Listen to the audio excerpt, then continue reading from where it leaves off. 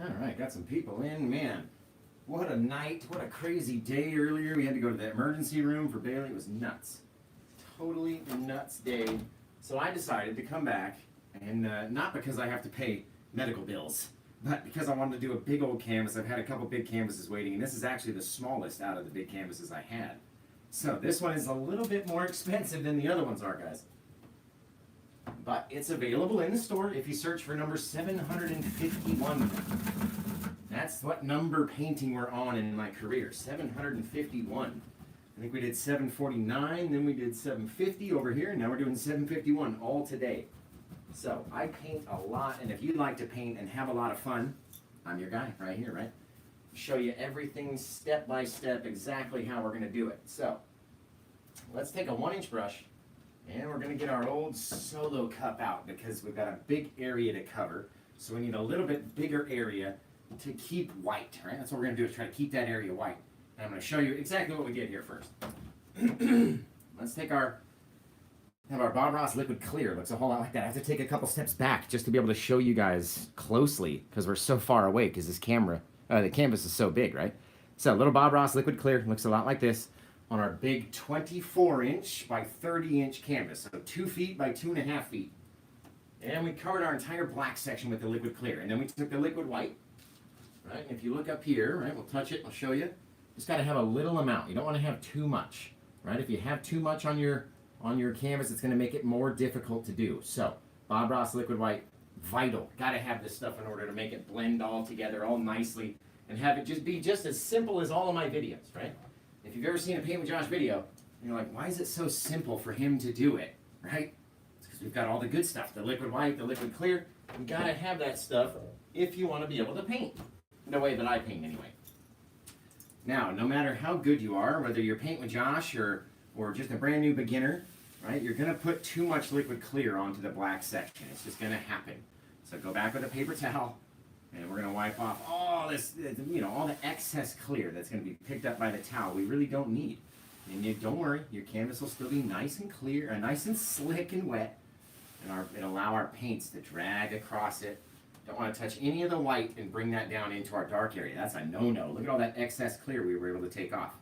Right? We don't need that. It's going to bind up the brush, going to bind up all the colors. So you guys are going to tell me where you're watching from, what's your favorite sandwich. We're about to do the best sunset you've ever seen me paint. Because I had a heck of a day. You guys want to hear about my day? My goodness. We had to run to the emergency room for my daughter earlier.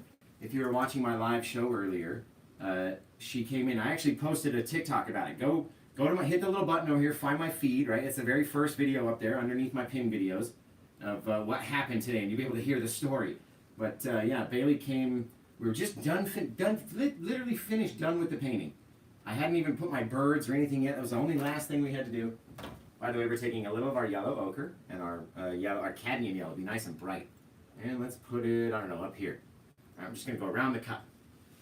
So I literally finished the painting, and Bailey and her friend are about to go to like a jumpy, bouncy trampoline place, Sky Zone, whatever it is, right?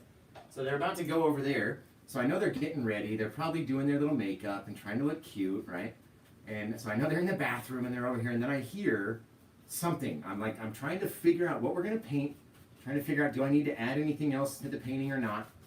And I hear something, and then the door bursts open, and Bailey comes in. She goes, Dad, I got something in my eye. I got nail glue in my eye. And I was like, I'm sorry, what did you get in your eye?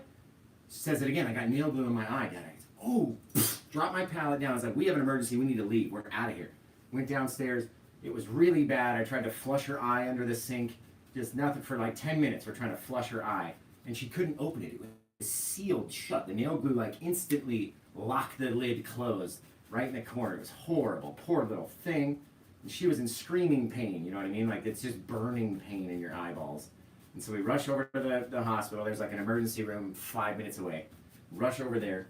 And we sat there for a little while. And then the doctor was like using this he gave her like these eye drops that are like medicated so the pain would go away. And then he started like picking at it and peeling and opening it. And he got it mostly open, and then we've been working at it and kind of soaking it and trying to get the rest of it to open up. And she's just so tired and like exhausted, and she's so just bummed, you know what I mean? She was going to go have an awesome night, and probably going to go have a sleepover, And then and this nail glue jumped up into her eye, right? And when she said that to me, I was like, come on, Bailey, what really happened? Did you put nails on and then you touched the corner of your eye or something and then it got sealed shut? Like, what really happened? She goes, Dad, I took the thing, and she's crying, you know what I mean? I took the nail thing, I put it in its little cup. She's got like a little cup she holds stuff in, like a little plastic cup. So she goes and drops the nail glue into the cup. It literally hits perfectly enough to shoot out a little beam, right? So she hears this noise and she looks over, and just 1 in a million chance, she looks over just as this little glue blob is flying up and just catches her right in the corner eye. It was so, like, it could never happen. It'd never happen again, right? Just insane. And so we go rushing over there, and they gave us some stuff, and then, of course, we come home and I make her dinner, and she doesn't even want to eat. You know what I mean? You're just not even in the mood. You've just been in pain the whole time. You don't even want to eat anything. I haven't even eaten. I didn't eat dinner today. So if DC's watching, he always asks me, he's like, did you eat dinner today? He's like worried that I'm not eating enough. And I'm like, yeah, no, it's fine. Don't worry. I'll be good. So DC, I didn't eat dinner today. It was kind of stressful. And that's the story. So you can go watch that little story over on my TikTok. And I know I just told you the whole thing, but it's still a cool little video. It took me a couple minutes to throw together. All right, a little of our crimson, maybe down in here. We're just rocking and rolling with these different colors, leaving a little bit of brighter area. This is going to be a very pink sunset right here. All right, get our bright red. Maybe we'll throw some red in on top of that just to change the color up a little. Maybe drop some red in from over here. And the only reason we're doing that is so we can seal this yellow inside of a little tomb of red, right? That's what we need, because we don't want to put any blue and have the blue grow into the yellow. That's going to be bad for us, right? Speaking of blue, now that we've got our crimson and our blue, all of our reds out there, just very lightly, not trying to get any paint into our horizon yet, okay? And we're going to come into the blue right on top of that crimson. So we'll make up this purpley color. And as we make our little purpley mix, more crimson, more crimson, more crimson, more crimson, it's going to change it, right? What do you want it to look? Oh, look at this. Look at that color, you guys. And every so often I just like to take a little bit of our bright blue, and we'll throw, just maybe there was a soft little bit of opening in our sky that was a little different color. Come into our crimson, right? What are we doing right here? The amount of what? And you can see there's a whole lot of it on the brush. Our number 1 P, our first P of Paint with Josh. The amount of, let's come back here for a follow. I'm gonna run 10 steps back. Paint, Amanda R. Stone. Oh, he's checking in from Pennsylvania. Let's see there. Carrie Neal, let's see. You guys are popping them in too fast. Dylan XOXO. You're getting the follow from Paint with Josh. Because you know what I'm asking for, right? The amount of paint that we have on the brush determines how dark our colors are, right? And then what happens next? What comes after that? Right? We know how dark our colors are, but how much can we spread the paint with the right amount of what? First person I see is getting a follow. Let's see, anybody? Hello, guys. Spicy Jenny X right there, getting a follow from Paint with Josh for knowing that second P of Paint with Josh was just pressure, right? If you have enough pressure, you can either keep your colors right here and not move them very far, or really push them down into your other bits of color, right? And we probably should have used something different than a 1-inch brush to do this big old canvas, but it's all good. Take a little bit of our black onto the brush as well as the blue and crimson just to darken the sky out here. I love having like a deep, dark, stormy sky, like a pirate armor. I just love coming out here into the darkness. That's very cool. Maybe take the smallest little bit just to help it blend together all nicely. I like to finish my edges of my canvas because when I sell the paintings, I never know if the buyer is going to frame it or just going to take it right out of the box and hang it right up on the wall. You know what I mean? You know what I mean, jelly beans? So check in, tell me where you're watching from while I wash this brush, and by the time I get done beating the devil out of it, I'm going to be back there reading your comments. So tell me now, where are you watching from? What's your favorite sandwich? We love knowing and seeing where the fans are from in the world. I just love it. Let's see. New York City, New Hampshire, Canada, Crimson Sunset. That's cool. Let's see, the Netherlands, Chicago, Florida BLT, Cape Breton. What's up, Cape Breton? Let's see, Kentucky, New Jersey, Washington, Texas, Kentucky. Man, all you guys in Kentucky, all you guys seem like you're on the East Coast over there. Go to bed. Why are you guys up so late? Literally, why are you up so late? You should not be awake. You're going to be late for church in the morning, right? You're come in here with our 2-inch brush, just like this. Gorgeous 2-inch brush. Come into the lightest area first, which is that light white area. I'm trying to pull some of that white out into the yellow very lightly. Don't want to make that white spot yellow, right? So we're going to take some of our yellow now, pull it out into the crimson, back and forth. Little pink in, little yellow out. Little pink in, little yellow out. And with the amount of paint and the amount of pressure, we can decide how far they start to blend. We'll just do this one little area, right, with our little bit of pressure, crisscrossing back and forth. And then we decide where we want it to stop blending, where you want to have those colors. All right, come over here into our little bit of darkness. How much of that yellow you want to have shine through? Do you want to have it show more? Then you're using less pressure, right? If you really want the yellow to disappear or blend in, become this little orangey, faded little bit of color, then we're using more pressure, right? Pushing harder, letting the brush work. Getting all of those little colors in there. Very neat, very neat. It's so much fun, you guys. Right? Just a little soft, little flick until you like it. That's all you gotta do until you like it, right?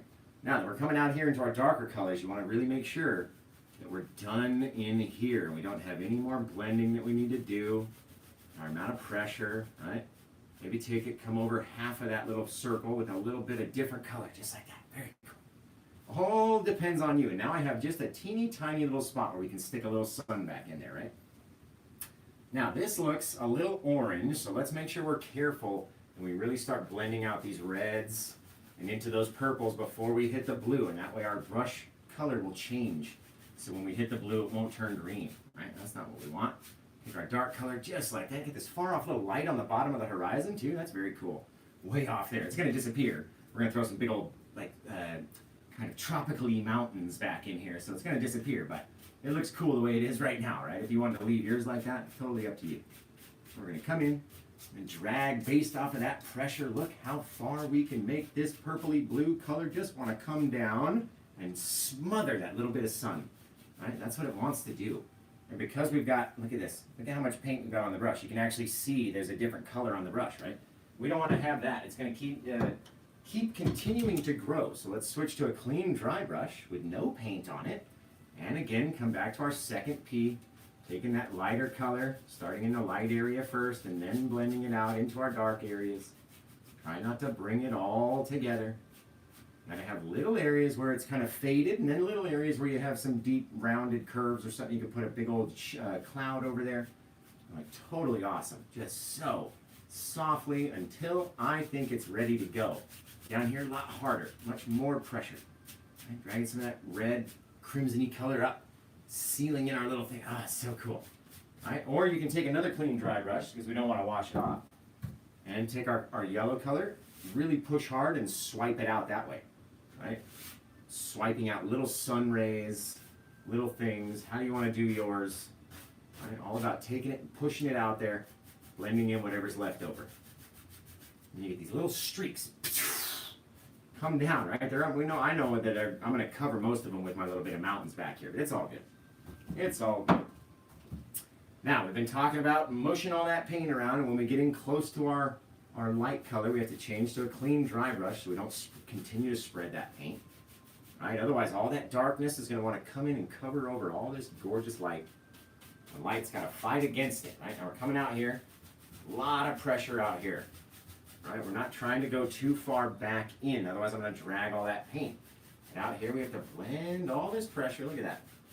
Look at this. Pressure, pressure, pressure. Now, guys, what's the final P of Paint with Josh? Because without having any of the final P, how can you expect to be any good at anything? Not just painting, just at anything. What's the final P, guys? You got to tell me. Let's see. I see Corey Nearing. I see Ismail. Let's see, Ishmael Navarro Jr. You're getting the follow. It's practice, baby. Practice. That's the final P. So let's do it. Let's say them in order. Everybody type them in the comments right now. What are the 3 Ps in order? Number 1, number 2, number 3. You guys tell me. And that way, anybody who's new, who's watching, that's kind of nervous, maybe they don't want to comment because they don't know the 3 Ps, and they don't want to ask about the 3 Ps. So you guys are going to help me tell them. Help me help you about the 3 Ps, right? Very cool. So, come on, guys, tell me. Let's see. Let's see the first person that gets it all right. I'm sure we got tons. Sure, we have tons of them. Paint pressure practice from Valerie. We got Teresa. We got Akita Mom. We got Wendy. We got Carrie Neal. Let's see. Valerie was the first person I saw, so I got to give you a follow. She's got 61 followers, now 62, because she knows the 3 P's of Paint with Josh, which is paint, pressure, and practice, right? Just gorgeous. Remember, guys, you're going to be able to name this pretty painting if you go over to Paint with, at the end of this stream, right? And then you're going to be able to buy the painting, help me pay for Bailey's medical bills today, and if you go over to paintwithjosh.etsy.com, and I don't just have gigantic ones, right? We've got little ones, I've got older ones that are a little cheaper, we've got newer ones that are a little bit more expensive. We got this one down here that's available. This beauty right here, I think it's $227.50, something like that. And free worldwide shipping, so no matter where you are in the world, if Etsy lets you purchase it, I print out the labels straight through there. So if you can buy it through there, then I can ship it to you through there, right? That little bit of blue right out in the sky. It's very cool. Soft little thing. Let's clean off these brushes real quick. Gotta clean off the brushes.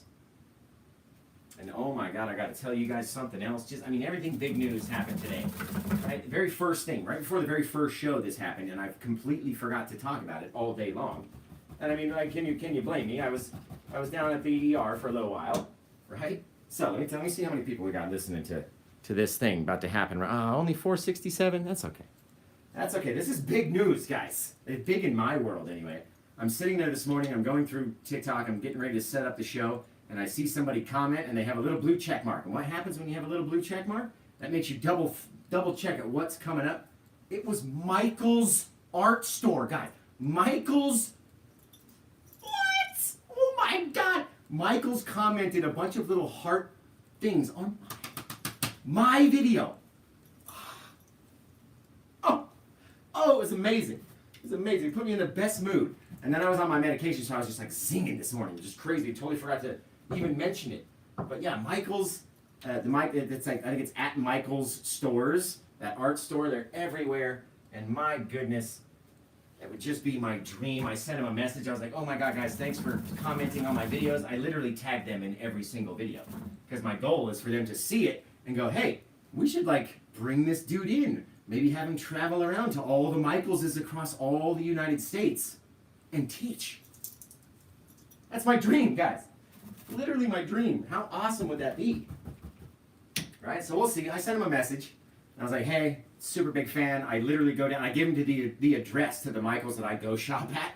I'm like, I literally go down to the Arroyo Crossing one. It's right down here. And I would love to teach a class there or anywhere, or just let's work something out. Send me some canvases. I'll mention you more on the show. I mention them all the time anyway. I talk about Michaels all the time. All the time. I just give them free advertising. Just all the dang time. Because I go there, right? I tell you guys what brushes I use, where to get them, where I shop when I go get my stuff. Right? Sometimes I can't wait long enough for Amazon to show up. Right? So we get some of the stuff off of Amazon, and then some of the things I got to go down to my local art place, and guess which is the closest to me? Michael's, and they must know that because they commented on my video. So, I love Michael's. You guys should love Michael's. Go shop there. They sell all over the world, probably. Go to michaels.com, and you'll be able to purchase anything that I can get over there. That's where I get my black gesso. Look at this guy. This guy right here, we picked this up at Michael's all the dang time. A little bit of black gesso. Perfect. Makes our canvas black at the bottom. Keeps our top nice and white. So, it was just an amazing, crazy up and down of days today. What do you guys think of this cool thing? Cosmic Lighthouse is here. I love Michael's, right? Everybody loves Michael's. Michael's is fantastic. They literally have everything. I can go in there for paints and brushes or big canvases, right? I gotta go buy more canvases tomorrow. Guess where I'm going? Michael's. So I can go in there, and instead of buying canvases, I'll get canvases and some flowery bits to hang off the top of my cabinets, because I have nothing on the top of my new cabinets. And you could get pieces of wood I could paint on, stuff I could build, little birdhouses for the backyard. They have literally everything that's awesome and kind of do it yourself. And you just, so cool. So, okay, now we're going to come over here just as light as we can across the entire sky. And that way we're taking out any brush strokes, and we're not using so much pressure that we're dragging all the color across, right? So softly, just like that. Now we're going to take a little bit of our white, come around the brightest area. Actually, there is no brightest area yet because we haven't put a sun in there, Josh. So I'll show you how to paint a little sun with a filbert brush, right? You come in here, loading up our brush. Just like this, on the one side only. Why do we do it on the one side only, guys? Does anybody know? Why would you think we would do it on the one side only, right? Not the back side, just the front side. Why would you think? Answer me that in the questions. Do you think? Why would you think we would do it just on the one side? He's fine, girl. What's up? Where's Loretta at? Well, Loretta? Let's see. Twirling, shading. No, come on, guys. It's the first P. The first P is what we're talking about here. To stroke. Let's see. All right, blending paint. Right, the amount of paint. That's what we're talking about. We're only loading half the brush because we only want to have that much paint. We don't want to have too much paint.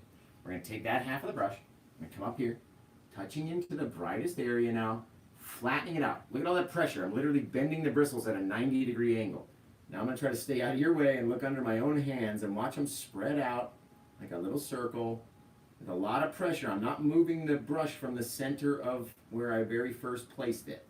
Right? I'm just letting the bristles slide along the outside, blending our little sky, blending our little sun with its thing. The more and more and more you go and you push around, you get this soft, gorgeous, gorgeous little sun out there. My heck, it's so bright in that little brightest area. And look at our brush, right? It's all tattered up. It's no longer nice and loaded. Look, you can see it from the top. It's just been literally pushed in and mushed around as far as we can get it. And you would think, man, Josh must go through brushes just because he just beats the crap out of them, right? That's really not true. A lot of these brushes last a really long time. And I paint literally every day, sometimes 3, 4, 5 times a day. Watch, that's exactly what I'm showing you guys. I got to get up here close so YouTube and TikTok can see. There we go, right there. All right, so this is what I'm talking about. We push in with our brush, bending the bristles out, and then trying to stay in the center. See how they start to rotate out? Rotate out, and we spin around, and we spin around until you get, you know, if you're doing it on the canvas with more than one hand, you get a cool little circle out there, right? Very cool, just like that. Very neat. And people ask me all the time, why do you paint with gloves on? Well, I'm a tutorialist. I talk about everything I do. I show you every single step, and I paint on my hands sometimes, just to show you up close, right? All right, now that we have a bright area out here, we can come in, like I was saying before, with our clouds, come right into our paint, loading up our titanium white. You have to add the H in there, white, right? And look at how much I'm loading, right? Have you seen me do a black canvas painting? We load it so much more less, so littler. I'm not a word person. I'm a painter, right? If you want somebody who talks good, go date a word person. I'm a painter, right? I paint pictures good. We're gonna come over here with this brush, just like this, loaded full of paint. We're gonna come up and just start writing in cursive, right? It's that little language that kids don't know about yet. And if they try to take over and think they can just run stuff, then we're gonna start writing all of our battle strategies in cursive. And they won't be any the wiser, right? We are like code. Be cursive talkers, that'll be us. It'll be really cool. Now, if you're an OG like me, or Bob Ross, or Paint with Josh, or I said me or Bob Ross or Paint with Josh. Let me start that over. I'll pick up the brush again. So if you're like Bob Ross or Paint with Josh or Paint with Bram, OGs, right? You can do this with a 2-inch brush. And it looks like, this is what it would look like if I was using the whole 2-inch brush on the canvas, right? But I'm not. My brush is angled up, just trying to use those couple little bits. And we'll start to blend it down with the amount of pressure, right? We didn't have any paint on the brush, just pressure. So how much pressure do we pushing on it? Do we want to pull it down? Do we want it to come out and get very soft out at the end? I can't even see over this far. I'm going to go up this way, mixing back and forth, just using that one little corner of the brush, blending it down into our darkness, right? Very soft little pressure. Sometimes you come up, sometimes you go down. You want it to be very bright, touch it very lightly, and it won't blend in with these colors. You want it to blend in and become darker, more swipes down here. Guess what? Poof, it's gone. It'll go away. Right? Mix it up over here. As we're going out, softly dragging it from the very brightest out to where it gets darkest, right? So brightest down to darkest, and that's when you come in with your new little cloud. If you so choose to put in a new little cloud, that's where it would be. Let's get our bristles out of here. And already based off this sky, I might take this one out of the store, guys. I know I say it all the time, but I'm really serious on this one. Just the sky is fantastic. All right, we're gonna come in here. Ooh, almost just fell over. Almost just fell backwards. And by the way, I don't want to push my paintings on you guys too much, but would you like to see some of the other paintings that we have available for sale, some of the small ones, right, that are about $210 or $227. You guys want to see those paintings? Because I've got a couple sitting right here, but I don't want to force you to look at them. So we're going to come around our blue area, right? Ooh, right up into there, just staying underneath. Maybe we pop up, but we don't touch together, right? Don't want them to touch. We come up, fill up that area over there, keeping it around our nice little blue opening in our sky. Get this far off little look, right? Maybe, just by mixing it up and blending it in, you have this far off little tunnel of cloud, and you're looking out into the blue sky. That looks pretty cool, right? So let's see. Did you guys want to see some of the paintings that we have for sale? Some of the other ones? We got yes. Let's see. Melanie's like, yes. Dude, how's your kid's eye? So we were just talking about it in the beginning of the show, actually. Thank you for bringing it up. I'll re-mention it again. So I just literally made a video about 5 minutes before I came up here and painted, and I put it out, so it's at the very top of my TikTok feed. So literally, if you're watching here on TikTok, just hit my little name up in the side bit over here. It'll take you to my profile, and you'll check out that very first video. Not the pin videos, right? I have 3 pin videos, so I guess it's the 4th video down. But you'll see it's me in the garage with my hat and my sweater, and you'll be able to watch the video. It's like 90 seconds. Cool little story about what happened today, how it went down, how we reacted to it, what we tried to do, where we ended up going, you know what I mean? Like all the details. I tell you guys everything about painting. I try to tell you everything about everything, right? So go over there and watch it. And while you're over there for about 90 seconds, I'm going to finish the sky. And then when you come back, I'll tell the story, okay? So I'm going to give you about 90 seconds to go watch that video. Everybody leave right now. Go over to my page, watch that video, and then come back and the sky will be nice and finished up. It'll be all good to go. All right, somebody time me. I don't have my Siri on today, so I can't ask her to set a timer for me. Let's see. Let's come up into here, and we wrapped around the sun over there, right? There is no specific shape for a cloud. That's the best part about landscape painting and clouds in general. There is no specific shape. Maybe we want to continue on and just wrap around the end of the sun. Whatever we want to do is totally fine. Right? Take our brush again, very lightly, but let's push them up. Try to go up to our little circles, going away from the sun. Don't want it to come too far down. You can soften it a little bit on the way down. Don't have it come too far down, right? Just like that. The more we mix it in, the softer they become. They will come up here, grabbing it, pulling it back away from the brightness, feeding it back towards the darkness. You don't want to have it too bright back here in the dark. So you mix up, and you mix up, and you mix up until you like the way that it looks, right? Very cool. Saving that little piece of dark color back there. Got all these clouds, all this depth and distance. Man, oh man, it's looking good. So let's finish this last little bit. I told you about 90 seconds. I'd be done with the sky. I probably have a few seconds left. So let's add in a few more little brighter details with this bit of cloud. And just shoot it out, whatever. It really doesn't matter what it looks like. I'm telling you, I've been telling you, I tell you all the time, it does not matter what it looks like. It's a cloud, right? You can't tell me that the cloud's not going to look like that at some point in the next billion years, that the clouds won't look exactly like that out there in the distance, right? And now that you're looking at it, you're thinking, I sort of saw a cloud do that a couple days ago, I think, as I was driving, right? I know you. I can feel your brain. I can feel it. He's right. They do look like that out there, right? Just make a mess. Nothing too crazy. Don't stress over it. And just like that, a cool little sky in just those last little 90 seconds, right? So I'll tell you the story about what happened with my daughter then. Since you're not going to go over and watch it, you were too interested in seeing how these clouds came together, and you didn't go see it. Now you're going to be behind. You're not going to know what everyone's talking about. So I'll tell you what happened. I'm sitting up here doing the show. I'm putting on the last detail, like literally the last little piece of the waves coming in. And all I got to do left in my head is go, okay, let's put the bird family in there somewhere, and we got to sign it, and that's it. So I'm just messing around, I'm chit-chatting, doing little things, adding little details and stuff, just to make the show go a little bit longer, because it was sort of quick show, a little smaller painting, less detailed, dark canvas at night. You don't have to do so much, right?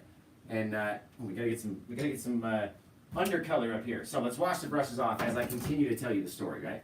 So I'm sitting up here, we're doing the painting, and I can hear the girls in the bathroom. They're getting ready, or maybe they were in Bailey's room. It's right next door to the painting room here, right? So I can hear them. They're getting ready because they're going to go over and do this jumpy place, trampoline, sky zone, whatever the heck it's called. They're going to go do that for like 2 hours, and I'm going to have a bunch of free time. We're going to be able to do another painting, blah, blah, blah. So we're all sitting up here. I'm just messing around, waiting for, you know, her friend's mom was going to be there in the next like 10 minutes. So I was going to end the show, go downstairs, say hello, blah, blah, blah. So we come down. I'm finishing this guy, and I hear there's urgency in Bailey's voice. And she wouldn't come into the paint room without something being urgent, right? She knows. And it's not like I tell her, don't ever come in here. You guys like when you hear her voice, right? Everybody loves hearing Bailey. So she comes in, she's like, Dad. And I'm like, oh no, like, you know, I can tell. Instantly you get that sinking feeling in your gut as a parent. You're like, what? It's like, I dropped out, like she's crying. It's like, I dropped nail glue and it got in my eye. And it took a minute for my head to process that. And I was like, I go, wait a minute. How did you get nail? You know, I wanted to ask so many questions. I'm like, okay, nail, glue, eye, shut. She's like this, she can't see, she can't even open it. I'm like, we have to go, guys. I ended the stream immediately. We ran downstairs, I stuck her head under the thing. I'm like forcing her head under the sink.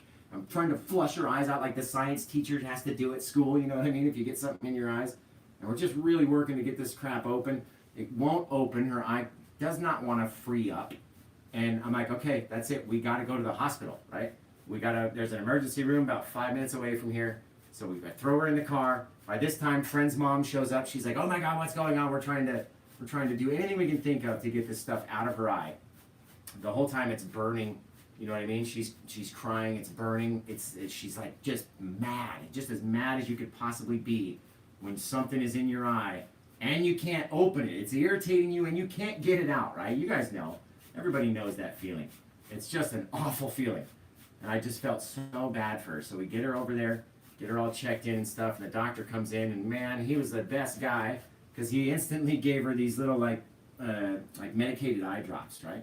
And those medicated eye drops just made her feel so much better. She was like, oh, hi, I love this guy, you know what I mean? Just because her eye didn't hurt anymore. And that made me feel better. I'm sitting there trying to fill out all the paperwork, and he came in, he basically said, you know, there's nothing really we can do. It's going to kind of free up on its own, so just take like a hot compress and put it on the eye, and we'll kind of soak it. Almost, I told Bailey, it's like getting like a temporary tattoo. You know what I mean? You got to soak the pad on your temporary tattoo before you pull it off. If you pull it off too soon, it's not going to work right. So then she fell asleep. She's very tired. Tried to feed her. She didn't want to eat. You know what I mean? You know, you wouldn't want to eat either if that happened. And so I didn't blame her for not eating. And then I didn't eat because I was all stressed out. And then we came home, and I was like, you know what? When there's big things that happen in my life and there's a free bit of moment, I like to come up and do a little painting, because that feeling will come through in the painting, right? So whatever we paint today, it could go one of two ways, but I got a feeling already it's just going to be the most gorgeous thing we've ever painted. So that's the fun part about coming up and doing it on, stressful days. Sometimes it'll go bad and make you in a worse mood. Sometimes it'll put you in a better mood, right?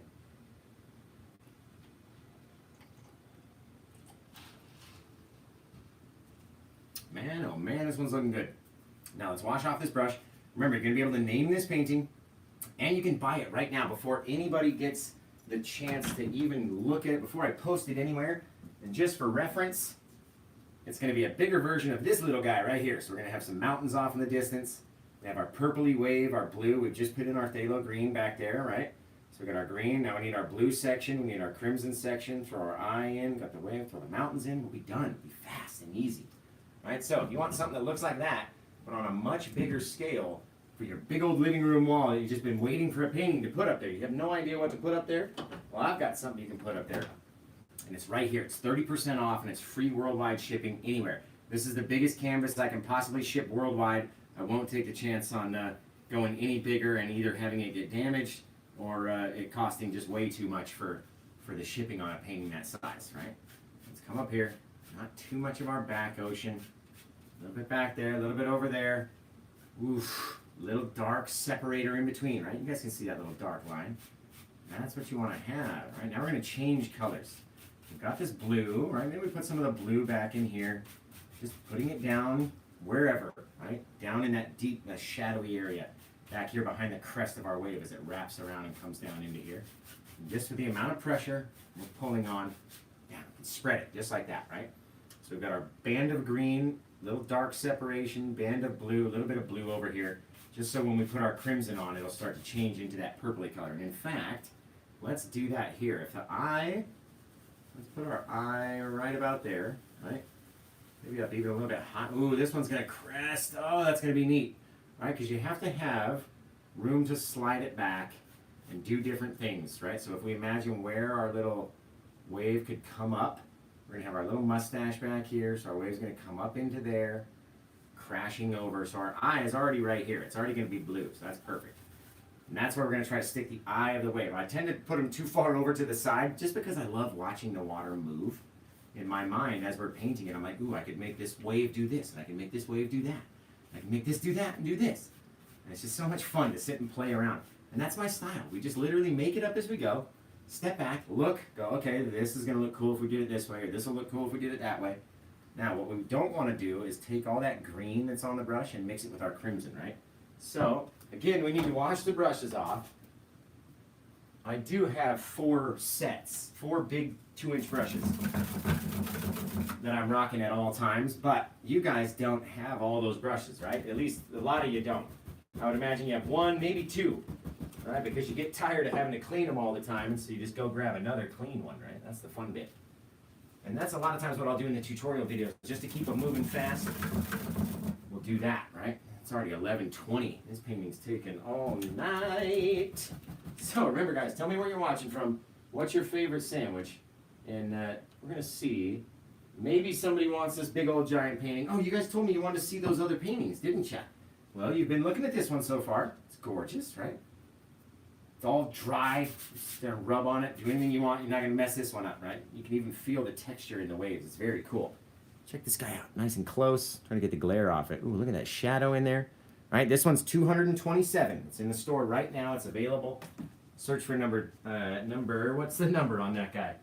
Number 737, right? Or we have number 733, which is a smaller purple and blue and crimson with purpley, like lavender waves. We even called it Plum Paradise, right? So you can search for Plum Paradise in my store or number 737. And then there's only one more, and then we'll get back to painting, guys. We'll get back to painting. This one, everyone's been looking at. Everyone's been commenting on it. Is that for sale? Is that for sale? So I think there's a lot of people that are trying to get this one. They may be waiting on payday to come or whatever, right? So if you've got the means and you want this one, you better get it quick. It's in like 13 different people's carts, right? Tons of carts this painting is in. And I don't know why it hasn't shifted yet. Everyone keeps asking about it, and it's a gorgeous little thing. So if you guys want to get any of those paintings, go to paintwithjosh.etsy.com, right? Paint with Josh. 3P shirts. We got brand new shirts, too. 3 Ps of painting, right? What are the 3 Ps? If you don't know, there they are. Paint, pressure, practice. You guys can buy these shirts, right? These ones are available to you guys. A lot of my shirts that I wear on camera are just my on-screen shirts, right? That make people mad because they say your girlfriend watches me on TikTok. But you guys can get these shirts, these hats, all this stuff, right? Or little 3P shirts that don't have any like Paint with Josh affiliation, right? Got our 3Ps with the pink and blue. Gorgeous little shirt. You can get them in like 5, 6, 10 different sizes. They're all over the place. They're awesome, right? Okay, now we've got our brushes clean. We have our blue color down. We're going to come in here to our red. Just like, well, not red, it's crimson, right? And that crimson with our blue, right where we say our eye was going to be, right about here. So maybe we have that crimson-y color lighting up our waves and our sand. Maybe our crashing water bit's going to be a little crimson-y, right? Because as it comes up and rolls down into here, this part's going to be a little crimson-y, foamy section. And as the blue and crimson mix, you're going to get that gorgeous purple. Just fantastic. A little bit more crimson down here in the bottom, just to make that a more purpley color. All right, a little crimson and blue we're going to rock with, so we have our little differences. All right, oh man, what happened there? Holy cow, I just flicked right through the white paint and just dumped a giant thing right here. But you know what? Because we were going in our plate, I'll be able to use that later. I know for the people that are like me, that are like, oh my, what have you done? All right, don't worry about it. We'll come back in here and make it a little darker. We'll end up using it anyway. So let's pretend, right, if our wave was up there, yeah, this will actually be perfect. We're going to use it just like this. I'm going to show you where the wave's going to come down and match up to this guy right down here, right? And that section's going to go off the back. We're going to have our little wave. It's going to come down like this. I'm going to show you just off of this accident. Now I have to plan the wave out to meet this accident. And sometimes maybe you guys will have to do that. right? You might have to look at it one day and go, all right, well, I just did this totally on accident too. And I know, I could make it look like I did it on accident. I'm dead serious, I did that on accident. But we're gonna turn it into something very cool. Right now, let's finish doing what we were doing before, and we don't have any color down around here around the bottom. So let's get a little bit more of our crimson, just straight up crimson, no more blue. Fresh, well, I guess we're putting it on the same brush anyway, so it's a little purpley. But add more crimson, there we go. Crimson, crimson, crimson, crimson only. Right, and then we're gonna come in over that with a little bit of brown. And that's gonna make our gorgeous little oceany sand. Have all these little different hues, and of course we don't wanna work it all the way to the very bottom. We gotta leave some black areas, right? Take a little bit, both of our brown colors, mixing them down. That's why they're both right here. Now they're Van Dyke Brown and Dark Sienna, right? Both the colors that Bob uses. And we'll come in, just mix some of that brown into our crimsony area where it's mainly crimson, right? Again, the more we spread, the more paint that's on the brush. Right? The wetter they are, the farther they spread, right? And they come back in here, over there. The thicker they are, the farther they spread too, because you're going to have all that pressure. And you're going to pull back, and you again want to leave your dark areas at the bottom. And now you can see it's like this stacked up little thing we've got going on. And you guys are like, what is this guy doing? Why am I wasting my time watching this fool, right? Just watch right here, because this is when it gets fun. That was all the prep that we like to usually get done before the show. But again, we've had a stressful day today, and so I decided to show it on the screen. Right, a lot of times during the on Facebook, especially, they go, "Well, how did you get it like this to then start doing your white?" And I go, "Well, I did that before the show, right?" Or they'll ask me on YouTube, "How did you prep the canvas prior?" So now in every YouTube description, I'll put, canvas prep. First, I took the white canvas. We painted it black with gesso. Then we let it dry. Then we put on the clear. Then if I do it off screen, I'll tell you what I did. I put the green in, then the blue, then the thing, leaving the dark separators, blah, blah, blah, blah, blah. So when I come up here, it's already done and we can just rock and roll from the sky. But sometimes people don't like that. They seem to want to see every single detail of every single thing. And even if I cut out a millisecond, they get angry, right? So, but you can't show everything all the time, and it's not like a I don't want to thing. It's a time constraints thing. That's all it is. Okay, now remember, guys, what are we going to name this painting? Let's put some old mountains back in here, some tropically mountains, right? The way that we're going to do that is get our brush nice and clean, and this is going to be just fantastic. Come in here with our black, right? And a little bit of the black, just on the one side. Like that, coming into our browns. Now we're going to turn the brush over and go into both sides, flipping it, rotating it, getting all this deep dark brown color. All right, a lot of people don't like using the palette knife, and so you don't even need the palette knife. And again, let's write in cursive with these mountains. Coming in, that way you'll have all these little jaggedy areas, right? You go, okay, about up to there, staying in the area from where our light color came down from its brightest point to its darkest point, and then we pop in something else, right? That's what Bob never told us. He never told me that anyway. I never saw that episode where he was like, okay, it's going to look cooler if you come down just underneath your cloud and then pop up into your cloud and then come down again. That's going to look cooler than if you were to just do them all underneath. He never said that. Or at least, again, I never heard that one. So, taking all of our color, wherever I want to have the deeper, darker color, like our shadows way off here, we're just adding more of our first P of Paint with Josh, right? What's that first P, guys? Pull it down this way very lightly, all based off our little strokes. We pull it in different angles, put some shadowing in there, pull it over here. What's that first P? Someone's getting a follow. Let's see. I see Bex. I see Bex. You're getting a follow from Paint with Josh for knowing the first P of Paint with Josh, right? And that's the amount of paint that we're using on the brush. And we come up here, and now we're working on our second P. So does anybody in the audience know about the second P? Anybody? What are we looking at, guys? We got paint, so what comes next? What comes next? Pressure. Cheyenne, you're getting a follow from Paint with Josh. Paint with Josh is following everybody today. My goodness, right? The amount of pressure is going to decide how far we can stretch that paint. Right, maybe back here I add a little deeper darkness. Throw off, maybe it's a shadow, maybe it's a bit of land coming down. Right, we'll wrap around, we'll pull it over here. Pull this guy down in this direction. Now watch, we're going to rotate the brush again and cut him off a little bit. You can't just have it all the same. You have to have little differences. Right, pull him over here. All going these little downward strokes, trying to get all the way. Now it looks like a little floating, looks like a floating fortress now with all that little pink color underneath. And don't worry, we'll come around just to the bottom right there. And just get rid of that, seal it off. I don't want to cover up too much of our gorgeous green water. We're going to use that. Right? And just based off of our directional poles, look at all that depth and distance just in one little mountain, right? We left it light here, so when we blended it, it would stay light.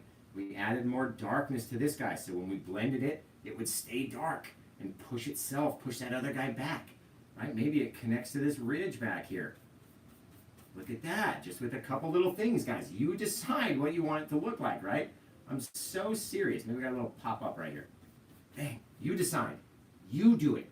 Not up to me, totally up to you. What's up with this little bit of rock up there? You trying to be a tree way off in the distance up there, buddy? What you doing? What's going on? Let's pop in a few little just imperfections just by bouncing it in. You get these cool little things, right? And then we'll come back with our 1-inch brush and we'll soften it all out too. Look how we're pulling, following that little shadow line, a little shadowy area, pulling it all back that way, right? And then maybe we take this side and we come over here. Now watch on this side, right? It might be in the, when we go with our highlights, we're going to have to highlight it because it's changing, right? The sunlight's hitting it here.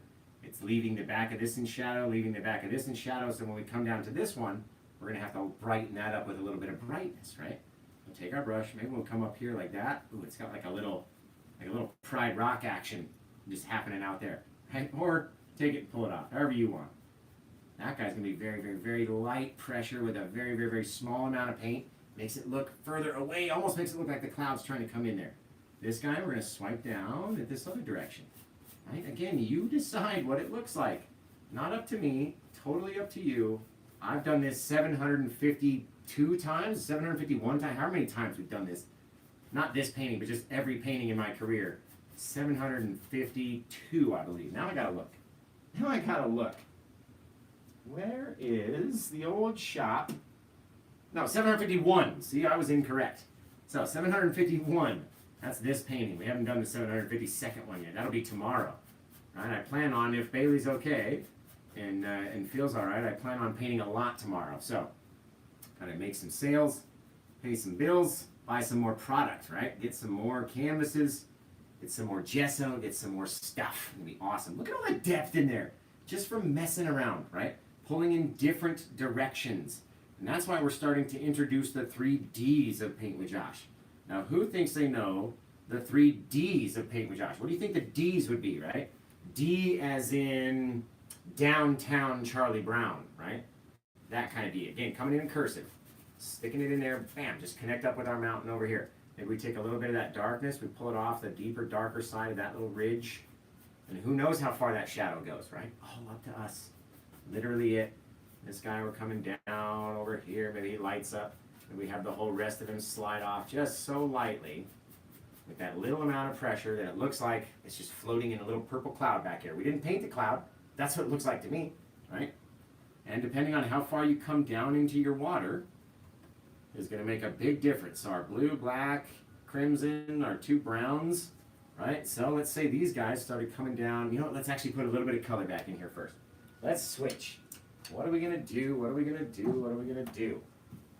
Come in here with our 1-inch brush, very lightly pulling in those same directions that we pulled before. Same little bit of pressure.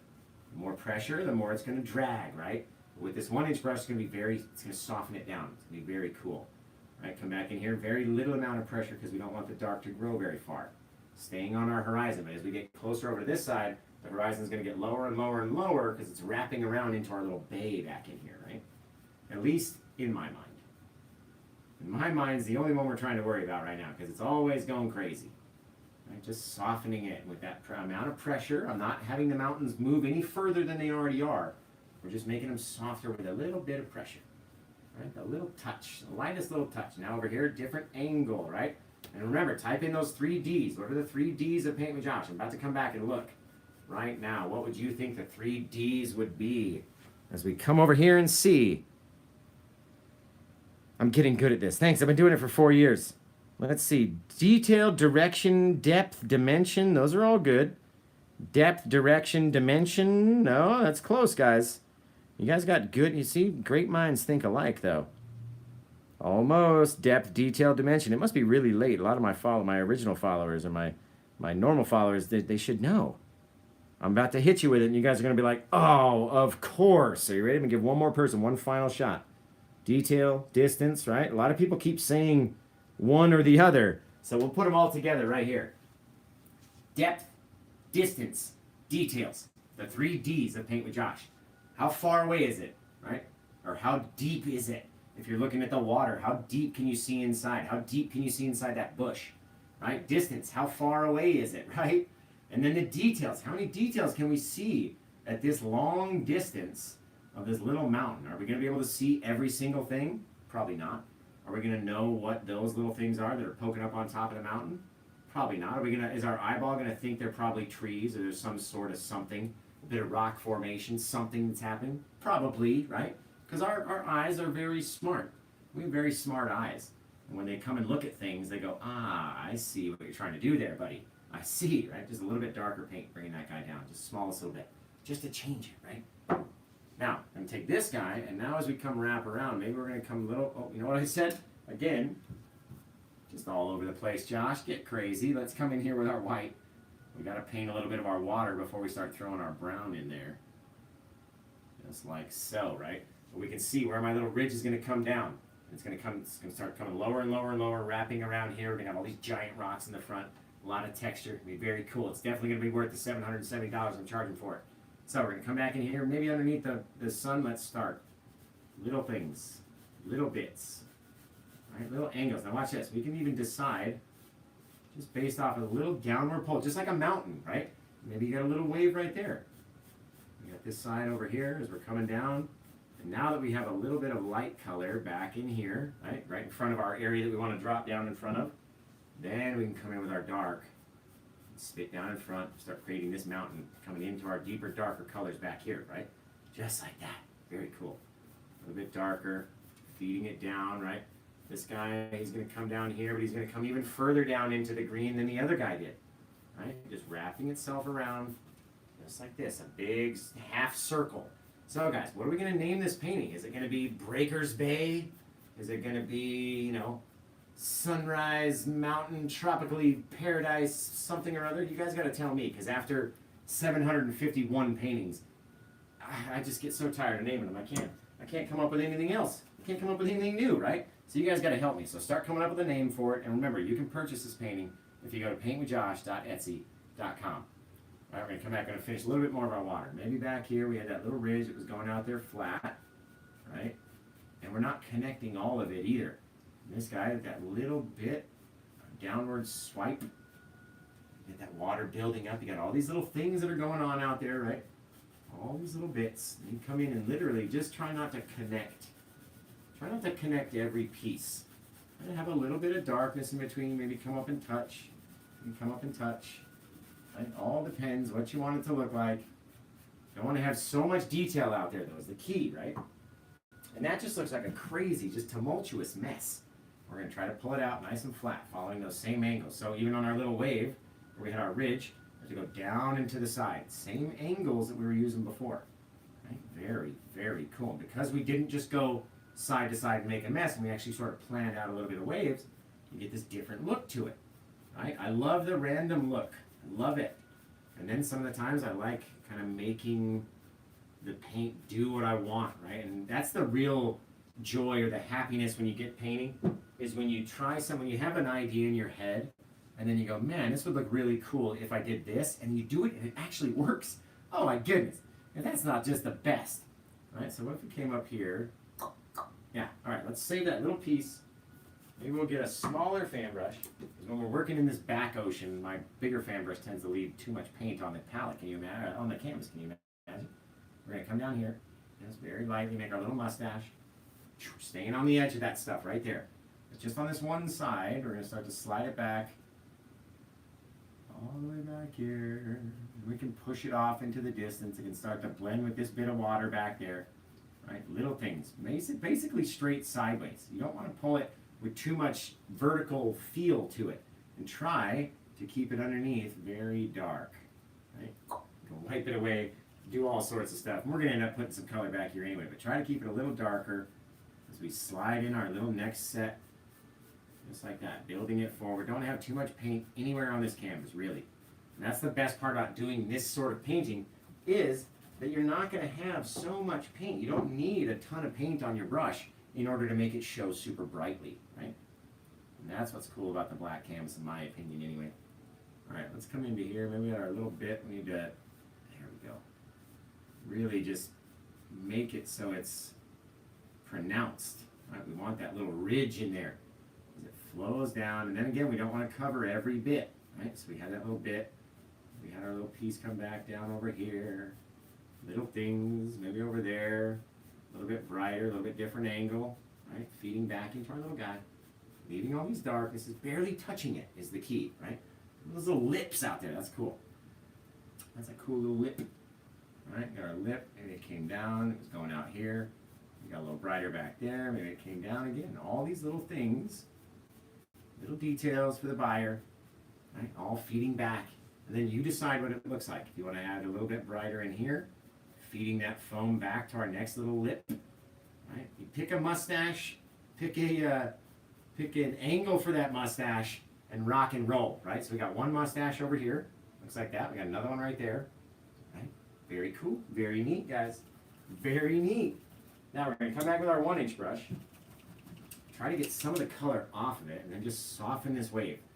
With our amount of pressure, we're feeding it back to that last little dark line before the top section of white comes in, right? Right underneath our mustache. We're going to feed it back there.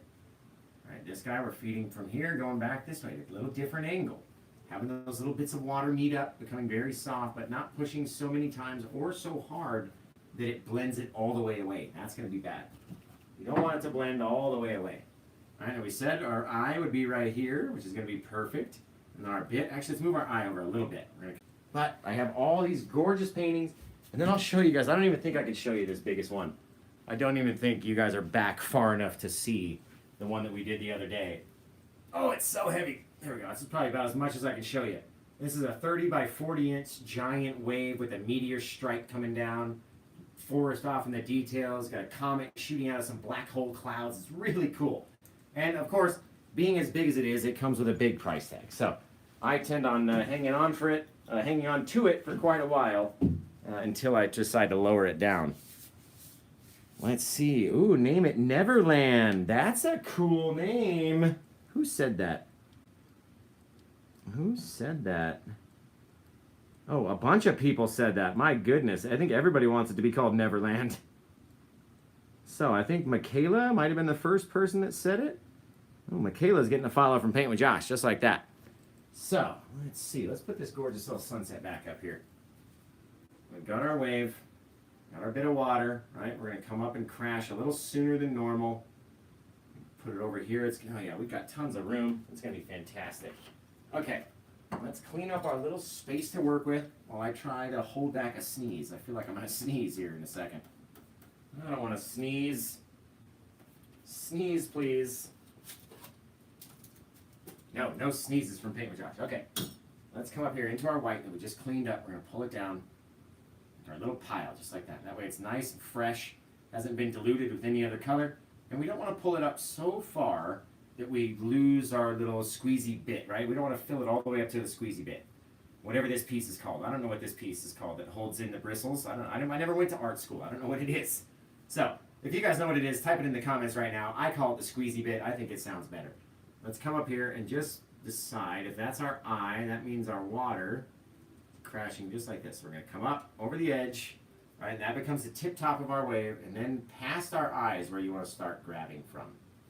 Right? And then we're going to rotate down. The more we rotate down, the more and more you got to have it round. And look at it going to change into that purpley pinky color as it's coming down. Oh, guys. Now watch this over here.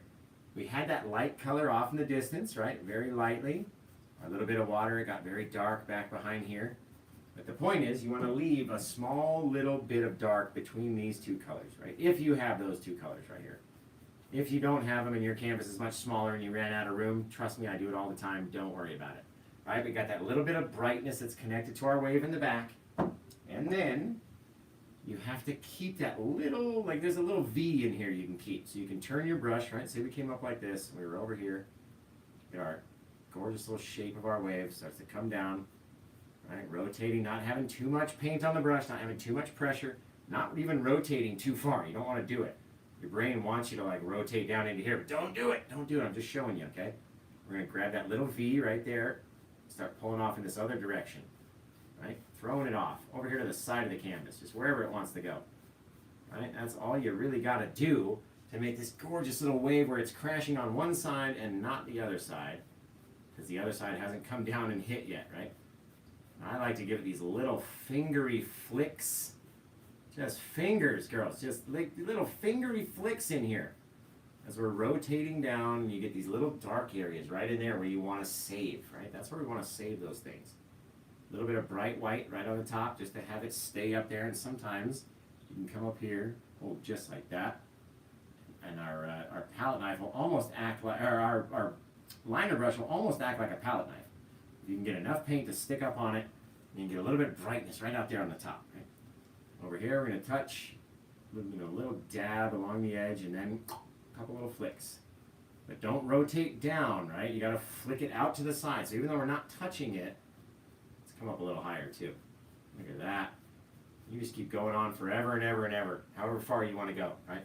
But if you leave that little dark separator back there, that's going to sell your painting right there. Those dark separators are what help us sell paintings, guys. If you don't have the darkness, then you have no depth, you have no distance, you have no details, right? You can have tons of details, but if you have no depth and distance in your painting, then what are we looking at? You know what I mean? I don't know what the heck we're looking at.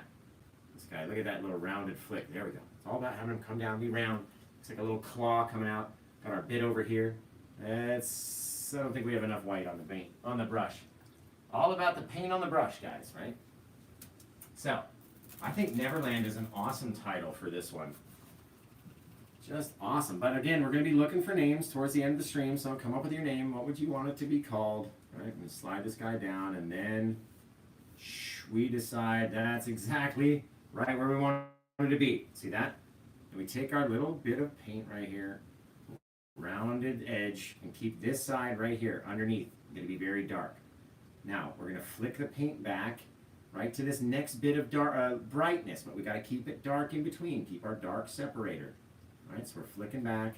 Now we're putting more pressure, more pressure, more pressure, more pressure, because we got to really drag it further. And look, if we just leave a couple little flicks and not touch the color to the color, doesn't that look like a shadow to you? Because it sure does to me. Looks like a shadow. And I like to come out a little bit higher on our shadow over here. And then who knows? We'll decide where we go from here, right? But as we come out, more to the side we go, the further the flicks need to go to the side, right? It's all like a little clock. That's how you have to think about it anyway. Pulling like a little clock would come down just like this. So gorgeous. I had somebody tell me I was conceited the other day because I say gorgeous about my own work. My own work, your own stuff's gorgeous. Is someone's a little conceited. I was like, what do you want me to tell you, to buy a piece of crap painting? Like, hey, yeah, come in. I don't like this painting and it looks ugly, but you should probably buy it. Like, does that make any sense to this person? Yeah, this is why you gotta stay out of the comments, guys. I'm serious. Gotta stay out. There we go. And a little bit more white. And those little white flicks, not everywhere. Right? They're gonna be our little highlights, little piece where the light picked up on our water. Try to keep this area underneath very dark. There we go. Little bits, right? Some areas are brighter, some areas are darker. All depends on our little flicks. And as we get out here, we go more and more and more to the side. Just like that. That's wicked. Man, I love when you guys are here to watch the good ones come together. I really do. I really do. Man, there we go. Now let's work on that eye that we had planned out way long ago. We're like, okay, we'll take this eye. It's probably got too much paint on that brush, right, in that little pile. Let's scoop some of it up, and we'll work a little bit of it over there. And we really want it to stay bright compared to everywhere else, right? So it's not a whole huge, giant eyeball. But if we keep this area nice and bright and try not to let it touch our next bit of brightness, what do we have to keep in the middle here, guys? What do we call it? The first person that knows it's going to get a follow from Paint with Josh. What do we call that piece, that little dark what?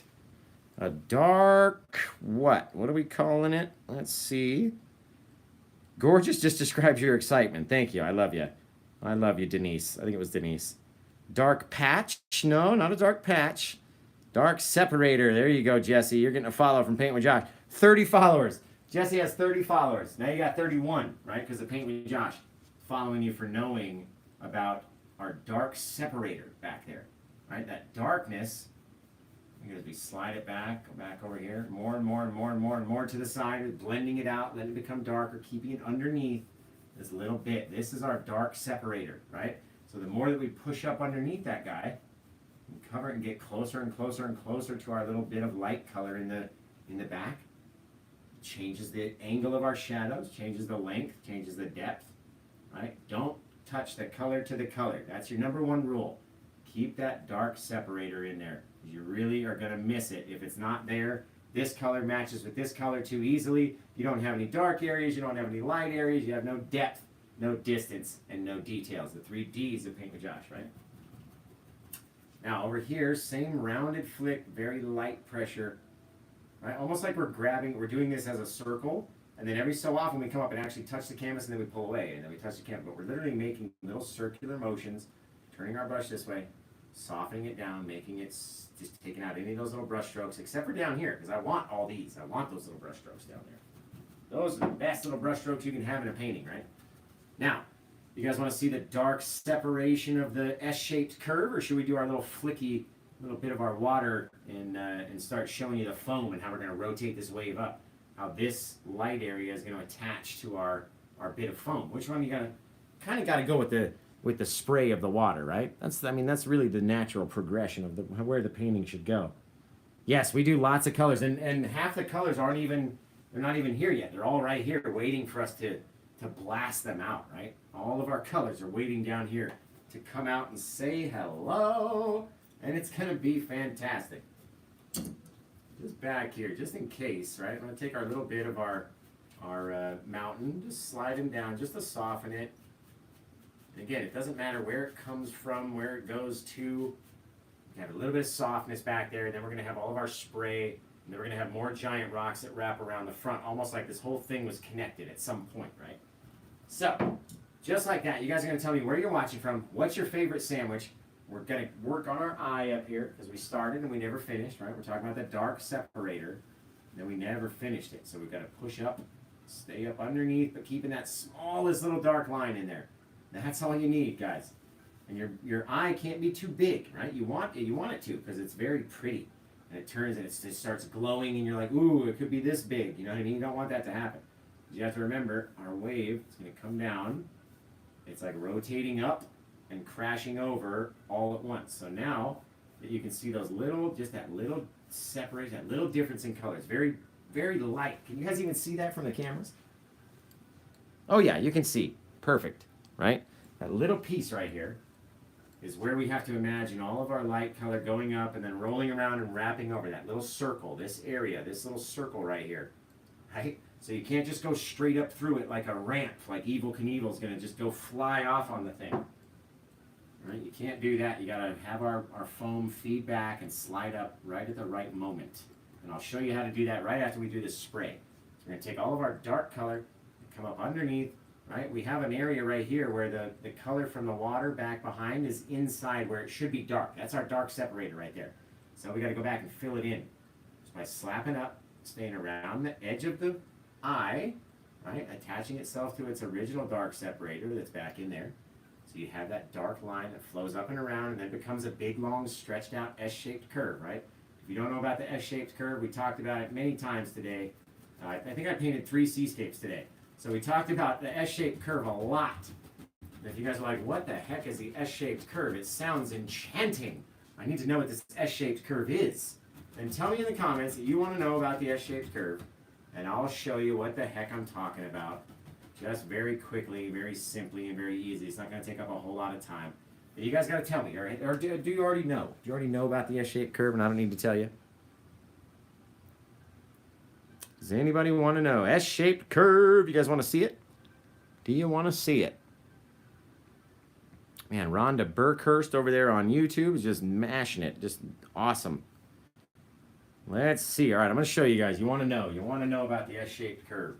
The S-shaped curve is the best shape of a wave that I've ever found. That's why a lot of my waves look the same, or at least similar, as far as the shape. Because I found a thing that makes it easy for you guys to remember. Right? This is one of my my daughter and I's future little plans, or it was a future plan like 10 months ago, and then it got put on the shelf. But here's the S-shaped curve. So I'm gonna get nice and close to show everybody, right? When we're painting our seascapes, just like that. You can see we have an S. This is an S, right? In the English language, the English alphabet, that's an S. So what do we took the corners and we stretched them out, right? We pulled them all the way that way and we pulled it that way. Then what's gonna happen? It's gonna turn into this S shape. See that? If we turn it like we're actually gonna write, it's just a stretched out S that we took and stretched the sides out, right? So if you think about it, we have all of our crashing water coming down, and this S-shaped curve is our dark separator. Just like that. Makes a long, stretched out S, right? Sort of similar to this little guy right here. So hopefully that helps you in making your seascapes, because it helped me. As soon as I found it, and you know, I don't watch anyone else. I did watch Bob initially to get started. And then I started doing my own thing and teaching myself, and I'm too prideful to go watch anyone else's videos. So I had to figure that S-shaped curve out. If you've heard it from somewhere, anywhere else, you know, if you've heard it recently, they're probably stealing it from me. But if it's like a 30-year-old reference, please tell me so I stop claiming that I made the S-shaped curve. At least in my own brain. I'm like, yes, the S-shaped curve, the 3 P's, the 3 D's. That's my claim to fame. Right? So if anybody's ever heard of that S-shaped curve before, then let me know, because I don't want to step on toesies. I want to come up with my own stuff. I'm going to load up that color into our brush, maybe take a little swipe of yellow, just one little swipe, just like that, and come above our wave, right? We have to crest above it, right here. It'll help push everything back, and I'm not talking about having a giant splash come up like this. Little teeny tiny things with the liquid white and our titanium white and that smallest bit of yellow, we can start to slap above our shadows. Just like that, just cresting over the top, so you have that bit of roughness, that bit of something, and half of our shadows underneath, right? It helps feed it into that dark disconnect. Now we're gonna ride these shadows all the way down, staying along the top half, right? Not trying to cover everything.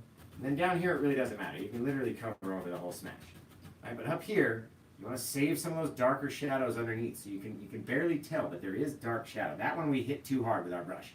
But I can show you how to go back and fix that. It's no worries. No worries. It's never any worries when we paint with Josh, right? We'll show you how to come back and literally take our dark separator, push it back in there, and create our little S-shaped curve right back in there like that, right? All just messing about. Nothing crazy to it. But keep that line. Don't go all the way down here. It's not going to look like an S, right? Otherwise, you're going to have to adjust how big your wave is if you do that. Now, for a big old 24 by 30 inch canvas, you know what we forgot to do? I'm never just going to leave the water looking like that, right? I used to leave it looking like this. And then I was looking at the painting one day, and I tried it and did this way, and I was like, you know what? This is way better. We're going to come in, just going to slap into different areas, not trying to cover all the shadows. Trying to leave a little bit of brightness, a little bit of darkness in different places, right? Just dabbing in any which way. And then we're going to go make a cloud out of it. It's going to look really cool. Right? Just like that.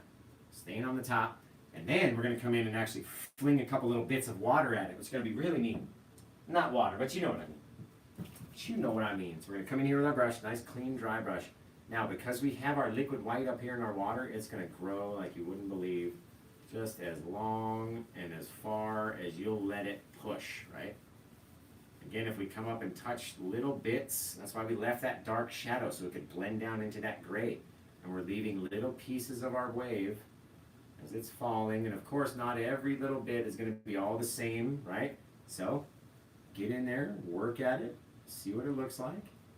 And that's a cool little wave right there. A little bit of an S. That gorgeous S-shaped curve, right? That's what's going to sell your painting, that S-shaped curve. So let's take this off, get rid of all the liquid white in here because we don't want it. Actually, what we should do, let's put it up here. Take a little bit more liquid white, mix it up into that, just so we have a little bit of stuff that we might be able to flick off. Watch this. This is going to be fun, right in here. Flicking it so you get these little spray lines, right? Like almost like spraying in stars. You get all these little bits. They're coming out as the water hit, tons of these little things, but just a couple in there. Just a couple that are falling down from our bit of bigger water right there, before they come down and crash, right? And then we'll decide which ones we're going to keep. But just like that, those look very cool. Very cool. Don't worry about coming into your bright color of your water versus going down into your shadows, right? You can always come up and smash into the bright section of our water versus going down any further. Right? At least I do it that way. A couple little teeny tiny things. Right? Even with these little bits of water, we don't want to show every little spray. So little teeny tiny bits, bam, just like that. Now imagine, right, we'd had our little bit that came down over here. What if we took this guy and just started to line him up? And all of a sudden we have our bit of wave already starting to come towards us, right? And this is not how I normally do it. I'm just showing you guys just how we can line it up with that thing before. Come over here. Bing, bang, boom. Got our whole little pit. Now it's ready for some paint. You ready? We're going to come in. We cleared out all of our liquid white so we can have that nice, thick, firm paint. And this is one of the most fun things. We have all this color underneath. Our purple, our crimson, our blue. All these little differences. Our brown and crimson down in the sand, right? And as we know, we can't just go straight up like a ramp. We come in here. Just start to pull back, right? And as we all know, I'm not going to go that far. We're going to go about right there to hit that little section of our wave, right?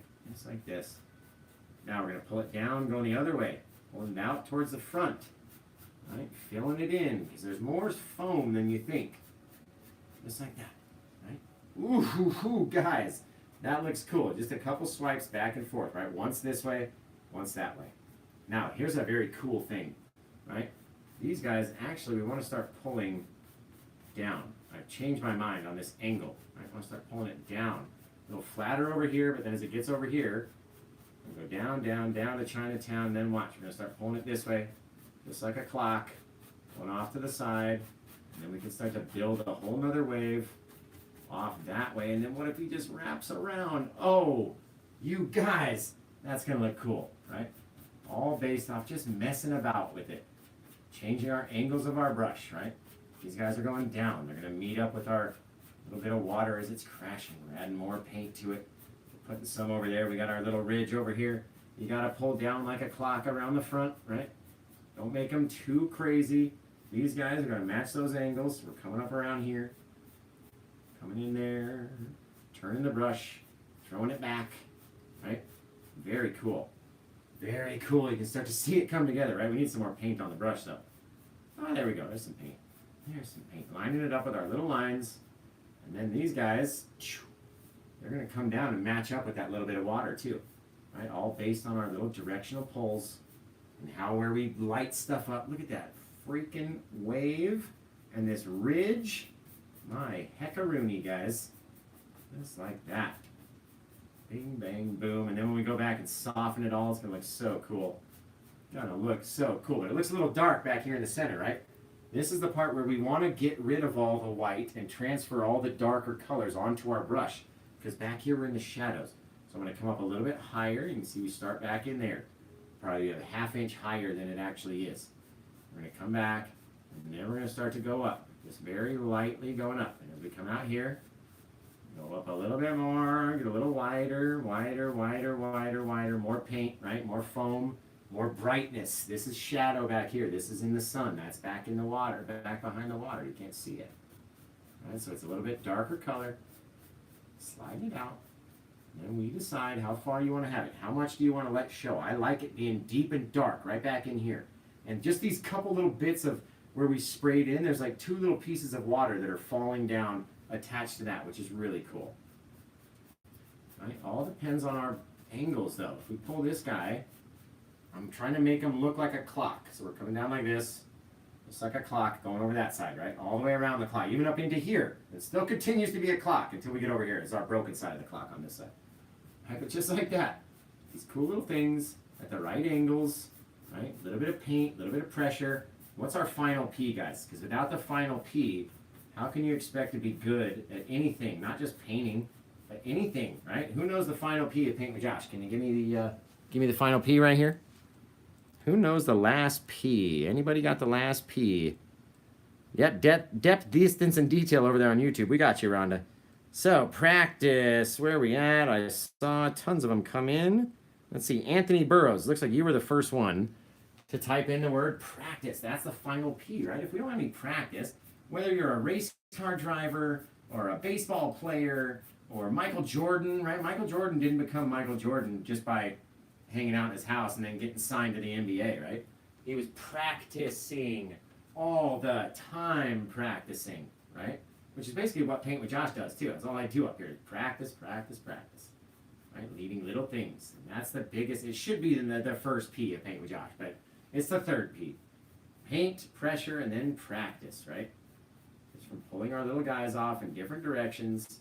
These cool little things. This guy comes over there. We're down into our sand. Look at our water. It's all wrapped around. It's very cool.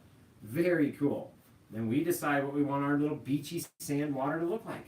How bright do you want it? Add a little bit more of our white paint. It's really all we're painting with. We're watching all the colors underneath line up.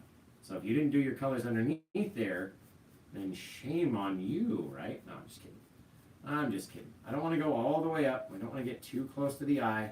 Gotta have that deep darkness back in here. That's our shadow. Take this guy, maybe wrap him around like he's rolling down. Catch back up. Right there in our little ridge line, right?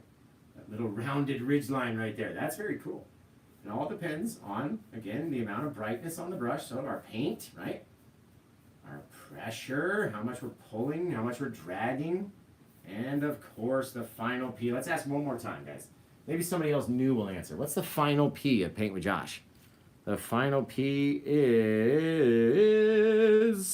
Let's see, it's 12:05 already. I'm glad we're almost done with this guy. Practice. That's it. Butterfly Rose 247. 155 followers now because Paint with Josh follows you. For knowing practice, right? Gotta have the right practice. Otherwise, how can you even expect to be good at anything? We had to practice walking as babies. We had to practice eating, right? We didn't know how to eat. Mom just stuck it in our mouth and was like, here you go. And we said, okay, how do we got to figure this stuff out, right? Even when you had your little, like that gross Gerber baby food with the pea soup and stuff, we didn't know that that wasn't good back then. We just ate it because we were trying to learn how to eat, right? So we practice, practice, practice, practice, practice all the way around. Look at that little ridge, just with the way that we pull the brush, right? Very cool. And these guys just keep lining up and moving and changing. You could have the whole thing be foam, almost like we're looking at it through a fisheye lens. That's really neat. Really neat. And again, this is 30% off this painting in my Etsy store. I have 738, something crazy like that. 740 sales and 751 paintings now. So you can go over and you can buy this painting before we even get finished. Go to paintwithjosh.etsy.com and I'll ship it to you anywhere in the world for no extra charge. It's free shipping. Oh, you heard right. Paint with Josh is like Paint with Amazon around here because we offer free shipping anywhere in the world, baby. So, I want my artwork as far and wide as we can possibly get it, right? This is so cool. All those little differences of our swipes, they make it look like the water's acting differently. It's flowing differently. These guys are like, they're off a little bit. I've got to adjust them. There we go. Right? The smallest little adjustments, the smallest little white flick in there like that, right, can change everything. Riding it down, riding the waves, coming down here. These guys, they start getting steeper and steeper as we come closer to us. They're getting steeper. Right out here, they're more horizontal. Feeding them out, filling in little spaces, not trying to cover up all the brightness and making it all the same. That's not what we want to do. Now I'm going to take the smallest little bit right here and just see if I can't get a couple like decent size, right there. Couple little bits of water that are falling down or they've hit and shot out from the inside. That's all we really need. Now we got to come up with a color for our sand, and I love doing like a yellow ochre-y, bright yellow, cadmium yellow, and yellow ochre sand. And look at this color we can make right here, guys. Just the most pretty yellow sunset-y, orangish color you've ever seen. And we're going to come underneath wherever our sun is, should be the brightest spot. But I'm not going to touch our white foam, right? I'm going to stay about, I don't know, ½ inch underneath it. And it looks a little bit too much, like too similar. So I'm going to get a little of our white again, come down in different places, right? We're going to pull it out so it's just a little bit different. It's not a perfect line. You get all these little stacked areas. That's really going to help. Trust me, I'm telling you a little secret here. You don't want it to be straight across. You want to have some stacked spots, right? Stack them up. Come down in there, take out all these little brush strokes that we just added in our one little area we were working in, right? And with our amount of pressure, we decide how far we pull. Just like that, sliding them back up into the wave, getting rid of any little strokes. And there, now it's all askew, right? So we're going to come in with that yellow on the brush, right underneath the sun, should be the brightest point, about 1/4 inch, and we're going to start to pull. And as we go up, it's going to jump up in different places like stairs, right? And that's because our foam, again, we're trying to stay about 1/4 inch underneath it without touching it. We don't want them to touch. That's going to be bad if they touch. Right, we got to have that dark separator. So even though it's not black in this instance, like we had the darkness back here and the darkness up here and the darkness right here, it's not super dark. It's a little brownish, but it's going to be darker than the color that's sitting on top of it, right? And with our yellow and browns, and we mix them up, come up in here again, about 1/4 inch underneath everything. Don't get lazy. You're going to have to make it look right. Otherwise, you'll come to me and you'll go, Josh, your technique didn't work. I'm never following you again. You're like, well, did you try the, did you do it all the same? Well, no, I kind of got lazy with my sand. Oh, well, there you go. Change that on the next one, and you might get a little bit better result, right? Now, of course, no one's going to go want to walk on that sand right there. I don't want to go out there and walk on that. Looks like it's going to hurt my feelings. So, guys, tell me where you're watching from. What's your favorite sandwich? And do you know the biggest mistake that beginners make with their sand? Because I'm about to show you.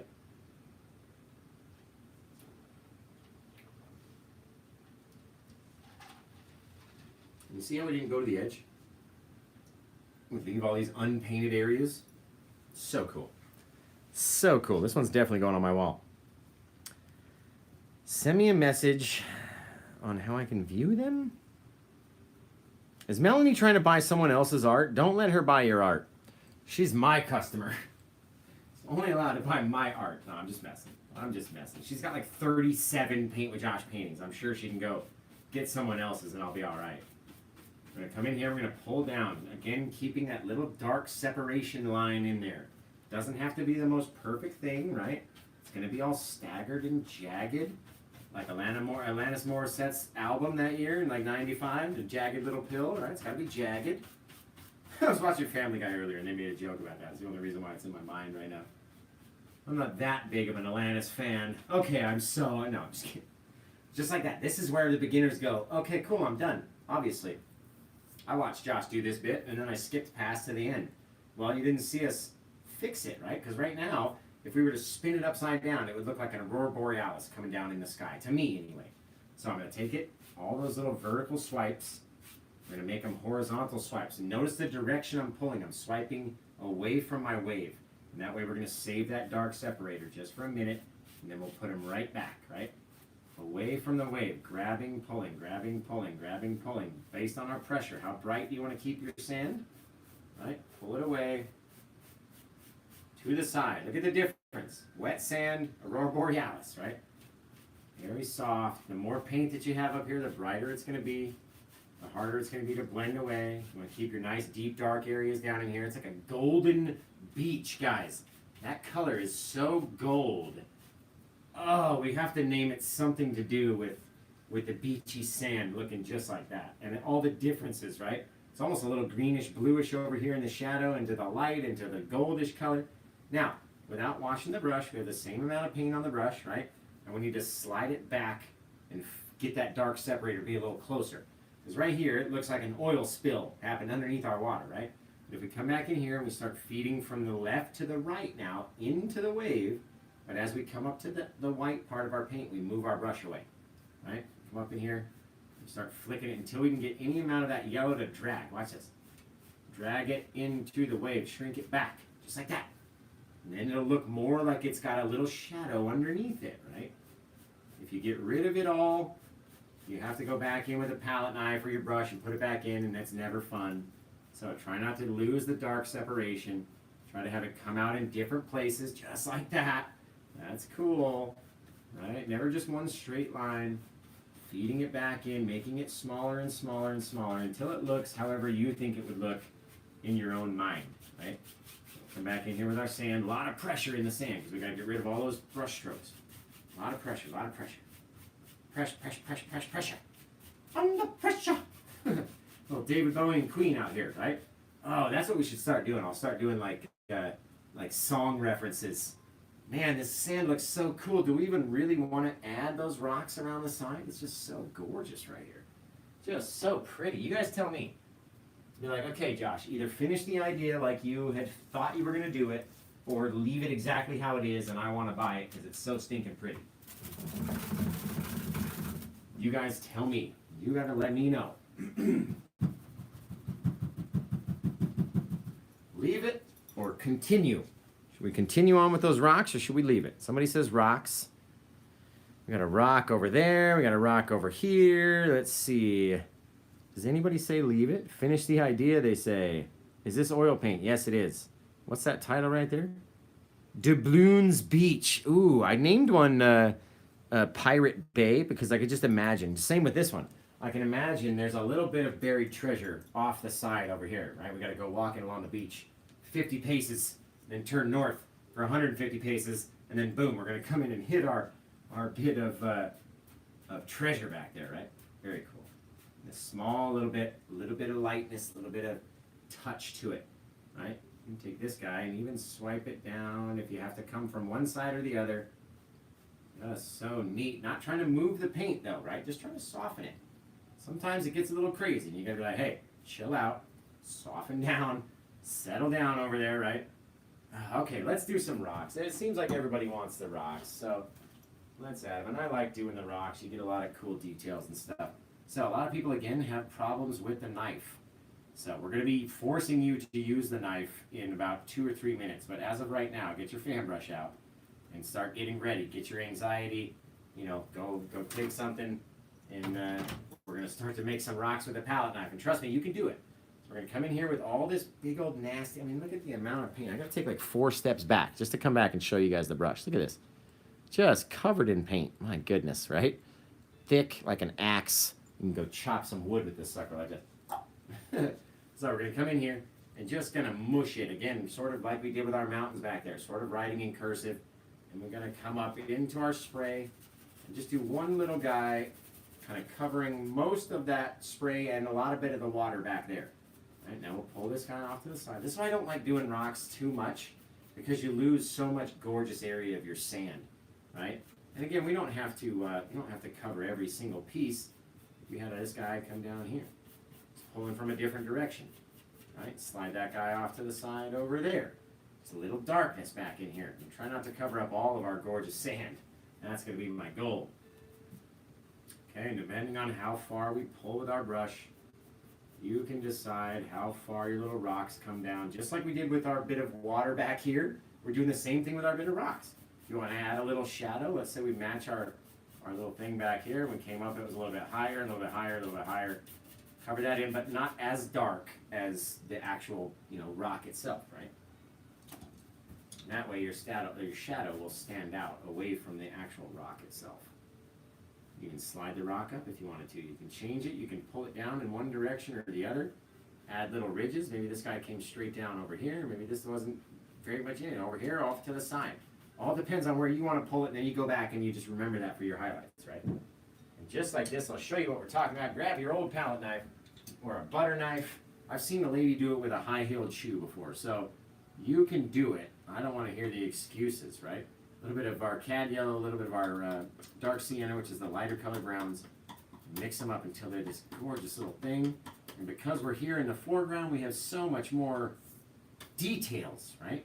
So we need to have more details in here. Gonna come our lights over on that side, so we're gonna just light up a couple little bits here and there, right? Maybe a little on the top. Just using the corner of the blade. Maybe the light hit over there, starts to blend back, but it doesn't reach everywhere, right? Maybe this guy we turn and start dragging down, or we come over here, but we leave a little dark area in between the thing. Maybe it comes down and catches with itself right there. Pull it down. It all depends on you guys, right? Do a whole little rock in about 10 seconds. If you know what you're doing. And know to leave those little darkness, those little light areas. Maybe there's a little bit that kind of hung over the edge right there and created that little shadow that's underneath, right? All depends on how much practice you've had. I've had tons of practice doing these little rocks, doing these little mountains, doing these little mini mountains, right? That's what they are. It's a little mini mountain. That's all it is. All right, I've had tons of practice, so don't get down on yourself if you try it once and it doesn't work. There are 10 billion canvases in the world, and you're allowed to use at least 10 of them, right? As many as you want. I'm going to soften this guy just so lightly, and this, again, takes such small amount of pressure that you need a lot of practice in order to get here. So the beginners, I don't suggest you guys do this to your rock that's up here in the front. It does help it dry just slightly faster, because we've adjusted it, we've touched the paint, we've kind of moved it, right? So it does help it adjust and dry a little bit, maybe a day. 1 day faster, 1 hour faster, whatever we want to say. Just so lightly though, right? Not trying to smush the paint, not trying to make it grow, just trying to soften it from that super texture that it comes out with, right? I like a lot of texture, but my texture is in between it's half full texture and half brushed out. All right, now we're gonna come back again. We might as well make this guy with our knife. Come in here, you gotta leave some darkness in between our bits, right? That little bit of shadow in between the guy. Maybe we had a whole nother ridge come out onto this thing over here. Dropping it down, maybe it didn't go so far in. We got our little bits all just smushing it on, mushing the paint on. We're getting the rocks to come over this way. Come over and see us, right? And then we can decide maybe we want it to grow a little bit further out in here, right? Where this guy came down, came over here, all based on the way we pull the brush with the right amount of pressure. Sliding it that way, this guy to go out, all these little bits, right? Maybe push a little bit harder, drop a little bit more paint, or pull a little bit more paint with a little bit more pressure. And our dark sides back here, just like that. Got a cool little piece of a rock that we can then highlight again, right? We just did this, so let's do it again. Same little piece, and come back in. We didn't add any deep dark shadows first, but I'm gonna come in with a little bit of brightness, leaving our areas, right? In between this bit of brightness and that bit of brightness on the last rock that we just did is the teeniest, tiniest, small little dark separator, right? You have to have it. You cannot not have it. Gotta have that little darkness. If the lines if they're not split up by something, it's not gonna look right. It's really gonna look weird to our eyes, right? So just like that, dropping in little things, not trying to brighten up every little piece, right? Bing, bang, boom. Then we came back over there and it got a little brighter again, right? And then or it fades down into its darkness, mixes all in with that deep dark color back here, and then we can go pop in another one, right? It's all about what we're doing. We come over here, and I don't want to be up here too much longer, so I'm gonna knock these little guys out, and then we're gonna get out of here. So if you want to buy this painting, you better do it now, because I'm gonna get out of here soon, right? Okay, a little bit of our brown and black and dark color mixed in, and then maybe we pop in over here.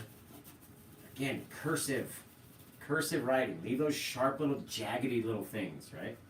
Going into there, make it all dark, all crazy. Back in here, you want to fill it all in, back to that original darkness of our canvas. And even using straight black is okay, because we have our straight black of our canvas back there, right? We want it to blend in. So add that black back in. It's going to help, right? You're going to add little differences, pull down in little directions, little shelves.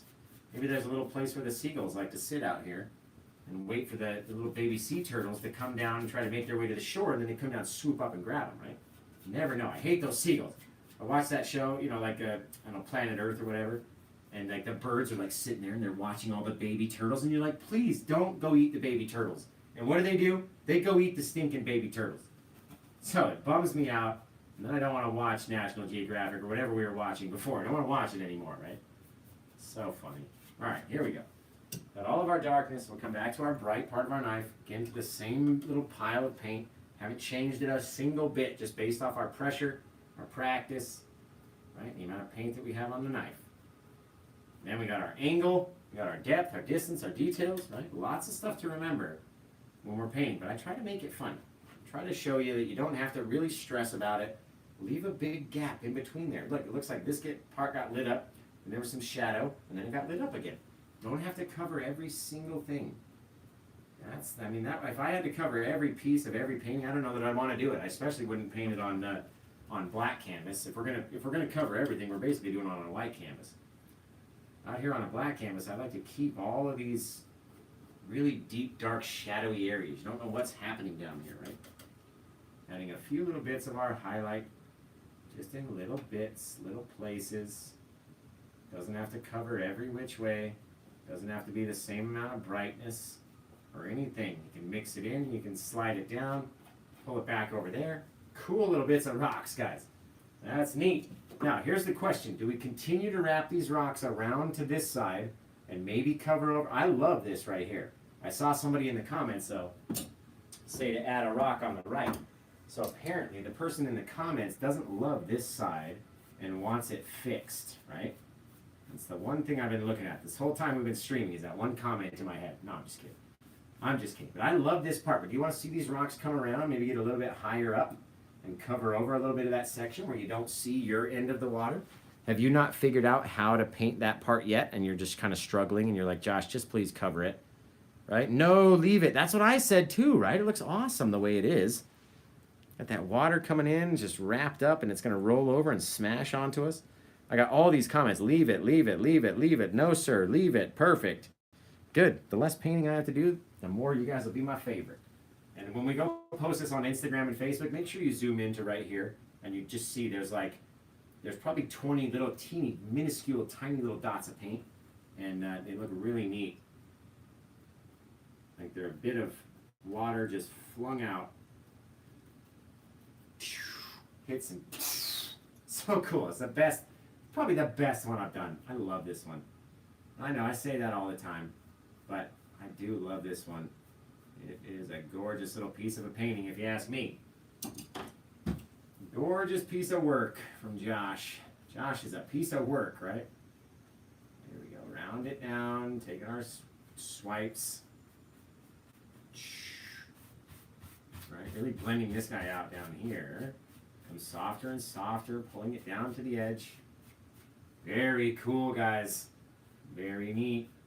Take this guy, blend him back into that little ridge. Gorgeous.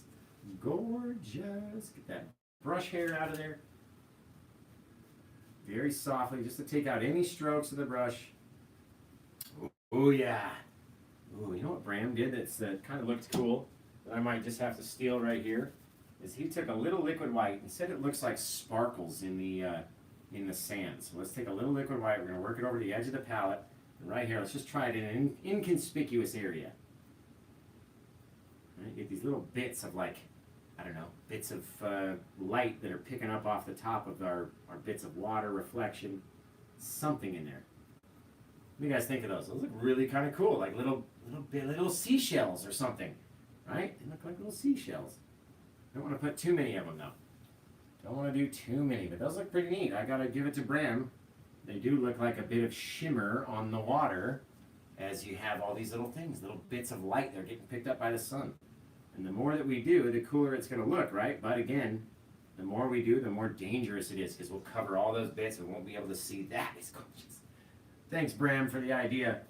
And Bram knows. He's not watching right now because he's on vacation, but he knows I like to steal his stuff. I've been promoting him and kind of trying to let the world meet Bram, you know what I mean? Or get more people to meet Bram anyway. He's really good. He's one of my best painting friends, the only painter that I really respect, that I know personally, you know what I mean, that I've spoken to.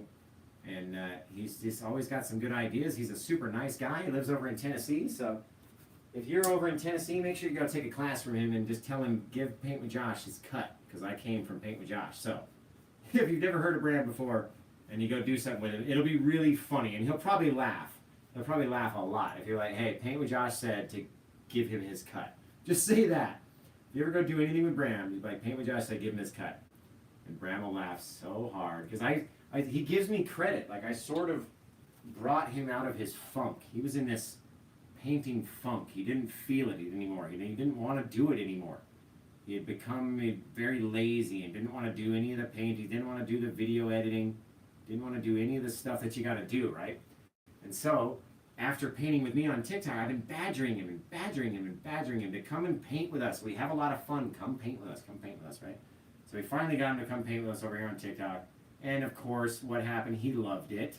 And he wants to do it all the time now. And he gives me credit for sort of bringing him out of his painting funk. And that bit of writer's block that you have, you know what I mean? Or painter's block, anyway, that we like to call it. That's so cool. Just a couple little more swipes of our little bit of water. And it's so neat is you can put them anywhere, right? It's gonna hit and come down and just spray. You just don't want to have too much. Oh, it's so cool. Okay. Almost like when you have one of those artists that takes like the white paint, they just throw it at the canvas afterwards, do like this gorgeous tiger, and then they throw the paint in the canvas, and you're like, no, don't do that. That's just a pretty little painting, you guys. I don't even need to highlight anything else. It's fantastic. I love it. Let's put the signature in, and then we'll get up on out of here and try to relax. Oh, remember we talked about that little place where the little seagulls can sit? What if we had a little flat spot back in here, right, where they can just come down and hang out and go, that's where the turtles are. And you go pick up the turtles from this little flat area. Just like that. And we'll take it, pull it off the side back here, just so lightly. Right, little bit of pressure, pulling down, having it come up. And that's where they like to sit right there, and they'll look out over and wait for the turtles to come creeping through these rocks and out into the surf, right? We have to tell ourselves little stories while we paint. So guys, let's come up with a title. I really like Neverland. So whoever said that initially, if you guys remember who said that, I would love to give them a shout out for saying it. And of course we'll shout out some other people because everyone's always, they fib. They go, yeah, it was me. I said that. You go, oh, thanks. Hey, dude, thanks for doing this. And then it ended up not being that person, right? Because everyone's a little fibber. So let's see. Does anyone remember the first person that said Neverland? Or come up with a different title, right? Give me a new title. What do you want to call this guy? As I clean up these brushes, start writing out all the titles. I'm going to go through, I'm going to skim through, and I'm going to pick one, give you a shout out, and then we're going to end the show because, man, it's late, and it's been a long day, and I've got this gorgeous painting to go look at now. I'm going to take it downstairs immediately and hang it up. Just immediately. So hit me with the names, guys. I'm almost done washing the brushes, and then we're going to scroll back through all the names, right? So hit me with, what do you want to call this painting? What would you call it? And somebody remind me tomorrow I need to get some odorless mineral spirits because I can't paint without them, right? All right, we got 4 more brushes to clean, guys. So hit me with the names. What are we going to call it? Breaker's Bay. Pirate Beach. Let me see if I can guess anything. Tranquility Crashing Mercury Retrograde, something or other. Right? If Cosmic Lighthouse is watching, she's super into astrology and stuff, I think. So Mercury in retrograde with a crashing wave and a sunset with some blue and green and purple water. That's a long title. That's a long old title. Right? This is why you can't leave it up to me to title all these paintings. I titled like the first 100, and then I'm like, okay, this is getting hard now. What do I do to this one? Because this one's also a sunset, lake, mountain, something or other. You know what I mean? Perfect. Perfect.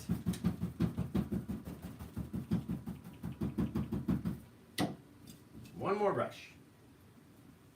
A little 1-incher over here. All right, guys.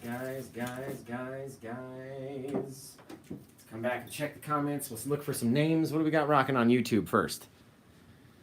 Let's see. Paint pressure practice. Rhonda knows. Don't forget the odorless mineral spirits tomorrow. You can't tell me now. You got to tell me tomorrow. You can paint like this, and I can help you over on YouTube. Eden. Ooh. What about the shore? Oh, that's it, guys. Who said Eden? Go back up here.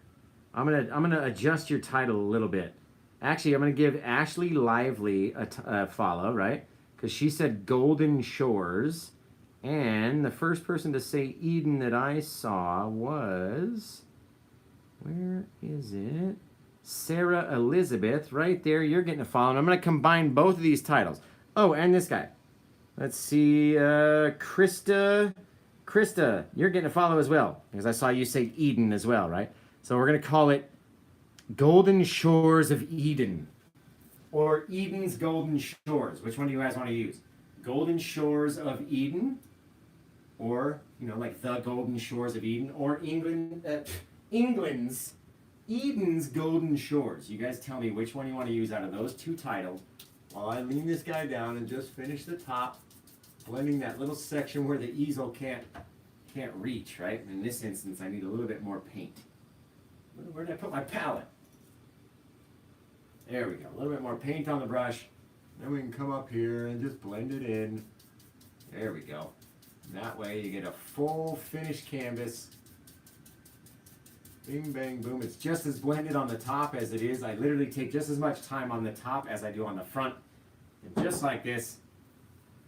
Remember, Golden Shores of Eden or Eden's Golden Shores. Which one are we going to call it, guys? You guys tell me, and whichever one has the most comments, that's what's going to be the title of those two titles. So, the Golden Shores of Eden or Eden's Golden Shores. You guys tell me. Golden Shores of Eden, I like that. Turtle Break Island, I like that too. Oh, Turtle Break Island. Oh, I like that. Eden's of Golden Shores, Into the Mystic. Golden Shores of Eden, I like that. I really like that one. That's a good title, guys. Okay, Golden Shores of Eden. I mentioned the people who named it, and I gave you guys all follows. We're going to come in here, we're going to sign it. This is number 751, I believe. Let's see, just come over just real quick. I think I said it before, but yeah, number 751. So if you go over to my Etsy store, which is paintwithjosh.etsy.com, I'll write it down over here so you don't forget. Go search in the search bar for number 751, and you'll pull up this painting, and you can purchase it right now before we even finish. And it's always a lot of fun, right? So what do we say? This is the Golden Shores of Eden? I think that's what it was. We're going to come up here. Now, I get this question a lot, all the time, actually. They go, I want to start my Etsy store, but, you know, can you look at it and see? And I go look at their Etsy store. They have maybe 1, 2 sales, maybe 0 sales. And they're titling their paintings Golden Shores of Eden, right? Let's just say. But the problem with that is no one is seeing your stuff. They don't know what to search for, right? So if you have an Etsy store and you're just starting out and you're trying to get a few little followers, right, and a couple sales and this, that, and the other, name your painting something very broad. Seascape, sunset, seascape, tropical mountains. Fill up that whole space with as many letters as you can. And that way you're going to reach as many different lookers as you can, right? And if you guys want to go look at the stuff I have in my store, go over to PaintWithJosh. .etsy, right? Because I sell through Etsy.com. Now, I hope it's late enough that my manager doesn't see me do this, because he said stop sending people to Etsy, send them to PaintWithJosh.com. I'm like, but you can't buy anything on PaintWithJosh.com. It's just going to send you to Etsy, and that's just one more stop, you know, going to take you away from the store. So go to PaintWithJosh.etsy.com right there. Bam. Now, who wants to see this thing flipped around? And then I really got to go to bed. I'm tired. You want to see it flipped around? I can't even stand up anymore. Oh, God. Okay. I'm assuming you guys are all saying yes, we want to see it flipped around. So let's take it. Let's flip it just like this. Gorgeous little painting. Oh, look at all those little white specks. I have to turn it. Look at these little white specks on it. All these little bits of water and spray and little pieces of little seashells in the sand. Oh, it's just so neat. It's just so stinking pretty. It's almost, it reminds me of like I said, when somebody does like an awesome, you know, tiger, and then they just throw this white paint at it. That's not really what we did. Right? Ours makes sense. It comes down, it sprays. You got some onto the rock, some little bits that have been sucked on. Maybe it's a bit of a seashell or a bit of rock or a pebble or something in the sand. Makes it look really cool. Whatever it is, it makes it look really cool. But they're just little teeny tiny ones, right? You don't want to have giant ones. You don't want to have a big old, you know, blob of white. That's not going to be, you know, be able to explain that one away, right? So soft. So soft. All right, we named it. We've titled it. Let's sign the old guy here. In paint, of course. We sign it on the back in marker, and then we sign the front of it in paint. So let's get right down into our same little yellowy color that we were in before. Let's take a little bit of our white and liquid white, mix it into this guy. Just, there's like no paint left. There we go. Mix it down here. I had just the right amount, I guess. Just like that. So it's kind of that light brown color that's our highlight color. And then we're going to come down into the deepest, darkest corner of my painting anyway. And it's going to stand out, but it's not going to stand out so brightly, right, as like white would, or red, or something else. And these colors are in the color of the rock, so it'll definitely stand out, but it'll look natural being back there too. At least that's what we try to do sometimes. Let's see. We try to do that sometimes. That's cool. I like that. Awesome. Now let's put the family in. We'll get out of here. So the family consists of 3 little birds. They go into every single painting and they fly through our scenes. And I need to finish our water on this side. And that's pretty much it. Oof, pretty. So they represent myself, London, and our gorgeous daughter, who's sleeping it off from her ER experience today. Right down on the couch, and that's right where Dad's going to sleep with her. We're going to hang out on the couch today. Get a sleepover, right? Slumber party. Slumber party on the couch with a kid who's not feeling well. That's no fun. That's always like a bummer, right?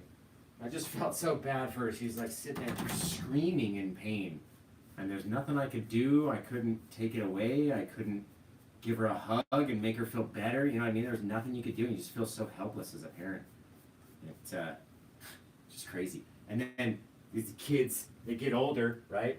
And then they act like they don't even need you anymore. Not like you didn't do every single thing for them as they were growing up. Just adding a little bit of pink to this guy because it got a little bit too white for me. So I'm adding our bit of crimson to make it more pinky. Right? My daughter's only 11. She's only 11, but she's already like, no, I don't need you, Dad. I'm like, oh, you need help opening that? You need, you want me to do this? You need that? You need that? No, just can I have some money, Dad? Okay, sure, babe. Go ahead. Get out of here. Go have fun. I was the exact same way. I know. We all were. You know what I mean? All the exact same way. Like, yeah, Mom. Yeah, okay, Dad. All right. Yeah, I'll be home at that time. Okay, whatever. And we all went and did dumb stuff as kids, right? At least I did. I'm not afraid to admit it. I did some terrible, dumb stuff as a kid. There we go. Perfect. Perfection. Now, any little last bit, like I took some of my little spray bits away, so let's move these into position. Chuck them back in, just by moving the stuff like that. Awesome. A couple little bits of watery goodness, some specks off of the sunshine. Really cool looking. I might have to start doing that for like every Seascape now because I love that little effect right there. Love that little effect right there. That. Scrape up all this old paint. And I'll tell you for the last time, you guys can go over to paintwithjosh.etsy.com. You can buy this painting, but not only this giant painting, and they're not all $770 like this big guy is, right? But just how good is it going to look above your fireplace, hanging in your office, in the lobby, at work. Tell your boss to go buy it, right? But hey, I watched this dude paint this.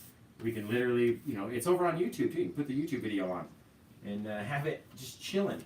And if not, I'll keep it in my house and I'll get to look at it all the time, right? So, man, so cool. I just love this little wraparound ridge right there. That's very neat. All these little things, right? Very cool. Well, I want to say goodbye to you guys and thank you for tuning in and watching and hanging out. And you had your chance to get this one if you really wanted it. But I might just go pull it out of the store because it's just so stinking pretty. Just so pretty. Right, brighten up these guys around the edge. Leaving that other side in the darkness and the shadow.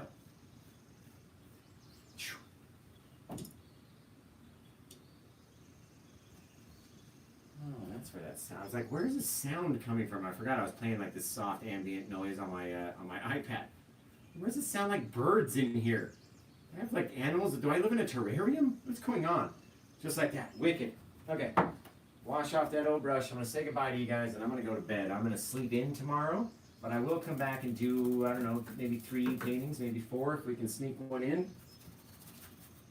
So they won't all be big ones. I've got to go buy some smaller canvases, right? Tomorrow we're going to be doing them all just like we did today for $210 for the small ones, $227 for the next size up. And then these bigger ones are obviously much more expensive. They're on a thicker canvas. They're, you know, a lot bigger, costs a lot more to ship. All that stuff. So our water go off that way. That's really cool, you guys. So, so cool. I'm going to match up here on the side. Bingo. Excellent. Now we're going to switch into my blue. Just to finish wrapping around. We never do it when we should. here, same sort of angles, just so it flows. And then I'm going to add my crimson onto the brush with the blue, so it flows down into the purple. A little bit of our white to brighten it up. Don't want to be too bright though. Oh guys, that's wicked right there. Just wraps around and you get your whole finished edge. Very cool. Very cool. That way when someone's walking by your house and they see the blue swipes in the same direction of the water, the green, the side of the mountain, right, which we almost forgot to put in. I'm glad we're talking about it now. We need a side of a mountain over here. There we go, just like that. I'm gonna add the right color, add a little bit of brown to him, just so he gets a little darker, and then we'll add a little deeper, darker brown to him. And it'll match up with this guy over here. Wicked, wicked, wicked, right? All depends on what we want it to look like, how many different ways that we pull the brush, what kind of angles we're rocking with, right? How far our little mountains go, where the clouds come in, what happens in your painting. It's not about mine, it's about yours. So, I've had a great time hanging out with you guys and teaching you cool little techniques, telling you what happened to Bailey earlier. I hope you go find the video on my TikTok. It's that very first video at the top of the page, besides my pinned videos, of course. But very first video up there, go see what happened to Bailey and just what happened when I had to switch into dad mode. We were in painting teacher mode, and then we had to switch into dad mode instantly and become a dad and just go to the hospital. I mean, there's nothing else to do. I was sitting there the whole time going, we should probably go just right to the hospital. Like, we really should. It's, anytime, I mean, it says it directly on the bottle of the glue. Go seek medical attention. So that's what we did. And yeah, it was a lot of fun, a lot of craziness. And Bailey felt so bad, and she had to miss her little jumpy palace place. And it is what it is, though, right? Go the next time. So, can't wait to see you guys on the next painting. Come back tomorrow. We'll do maybe 2, 3, maybe 4. And hopefully we'll get a couple of them to sell. I got to go buy a few more canvases for our smaller pieces. And, you know, I don't just do seascapes, even though I'm only showing seascapes right now. Besides, no, yeah, literally every single one is a seascape. Every single, maybe I should stop painting seascape. The seascapes obviously aren't selling. I'm having an epiphany right here. Now, I love painting seascapes. They're my most favorite thing. And if you've been following me long enough, you'll know that I was so afraid to paint a seascape in the beginning. I would stay away, any excuse I could use. You know, I'm a mountain boy. I'm from Utah. I don't like the beach. I'd rather paint a mountain than paint the water. It was all an excuse because I didn't know what I was doing. I didn't know how to make it look like this, right? And nowadays we do, and I prefer to paint a seascape versus painting a mountain because it's so much easier. It's so much less paint. You're leaving all this dark color, right? We didn't have to cover most of the canvas. When on a white part of our canvas, we had to cover the entire thing multiple times in multiple colors, right? So, I'm gonna take a breath. I'm gonna go downstairs and relax. And I love you guys. Make sure you get your 3P shirts, right? 3Ps of painting, which is paint, pressure, practice, of course, right? What is that? It's paint, pressure, practice. And then, yeah, get your hats, get your paintings, get your prints. I do signed prints now, so if you order your print, I'll change the address. I'll have it shipped directly to me. I'll sign it. I'll number it, number 1, number 2, number 3, whatever number it is. And then we'll send it back, put it in the same box, put a new label on it, send it out to you. So if you want prints on canvas just like this with my actual signature on the back, go check out the Etsy store. They're 10% off, along with the hats and the shirts. Everything is 10% off, and all the paintings are 30% off. And until I see you guys again next time, probably tomorrow, I need to go to bed. It's already 12:45. The time just keeps going by faster and faster. Oh, my back. Oh, that feels good. And then I'm going to go to bed after this. Do a little stretch, guys. Can you guys go down and touch the floor with your palms? Because I always can. Oh, that's it. Okay, perfect. Right on. Well, we'll see you guys later. Enjoy your evening or your morning or whatever time it is for you. And until I see you guys on the next video, it's going to be awesome. We'll see you there. Boom! Take care. Let's do that again. Until we see you guys on the next video, take care. Have the rest of a good day. And bow. Get her out of here. My goodness. That was a fun show, let me tell you.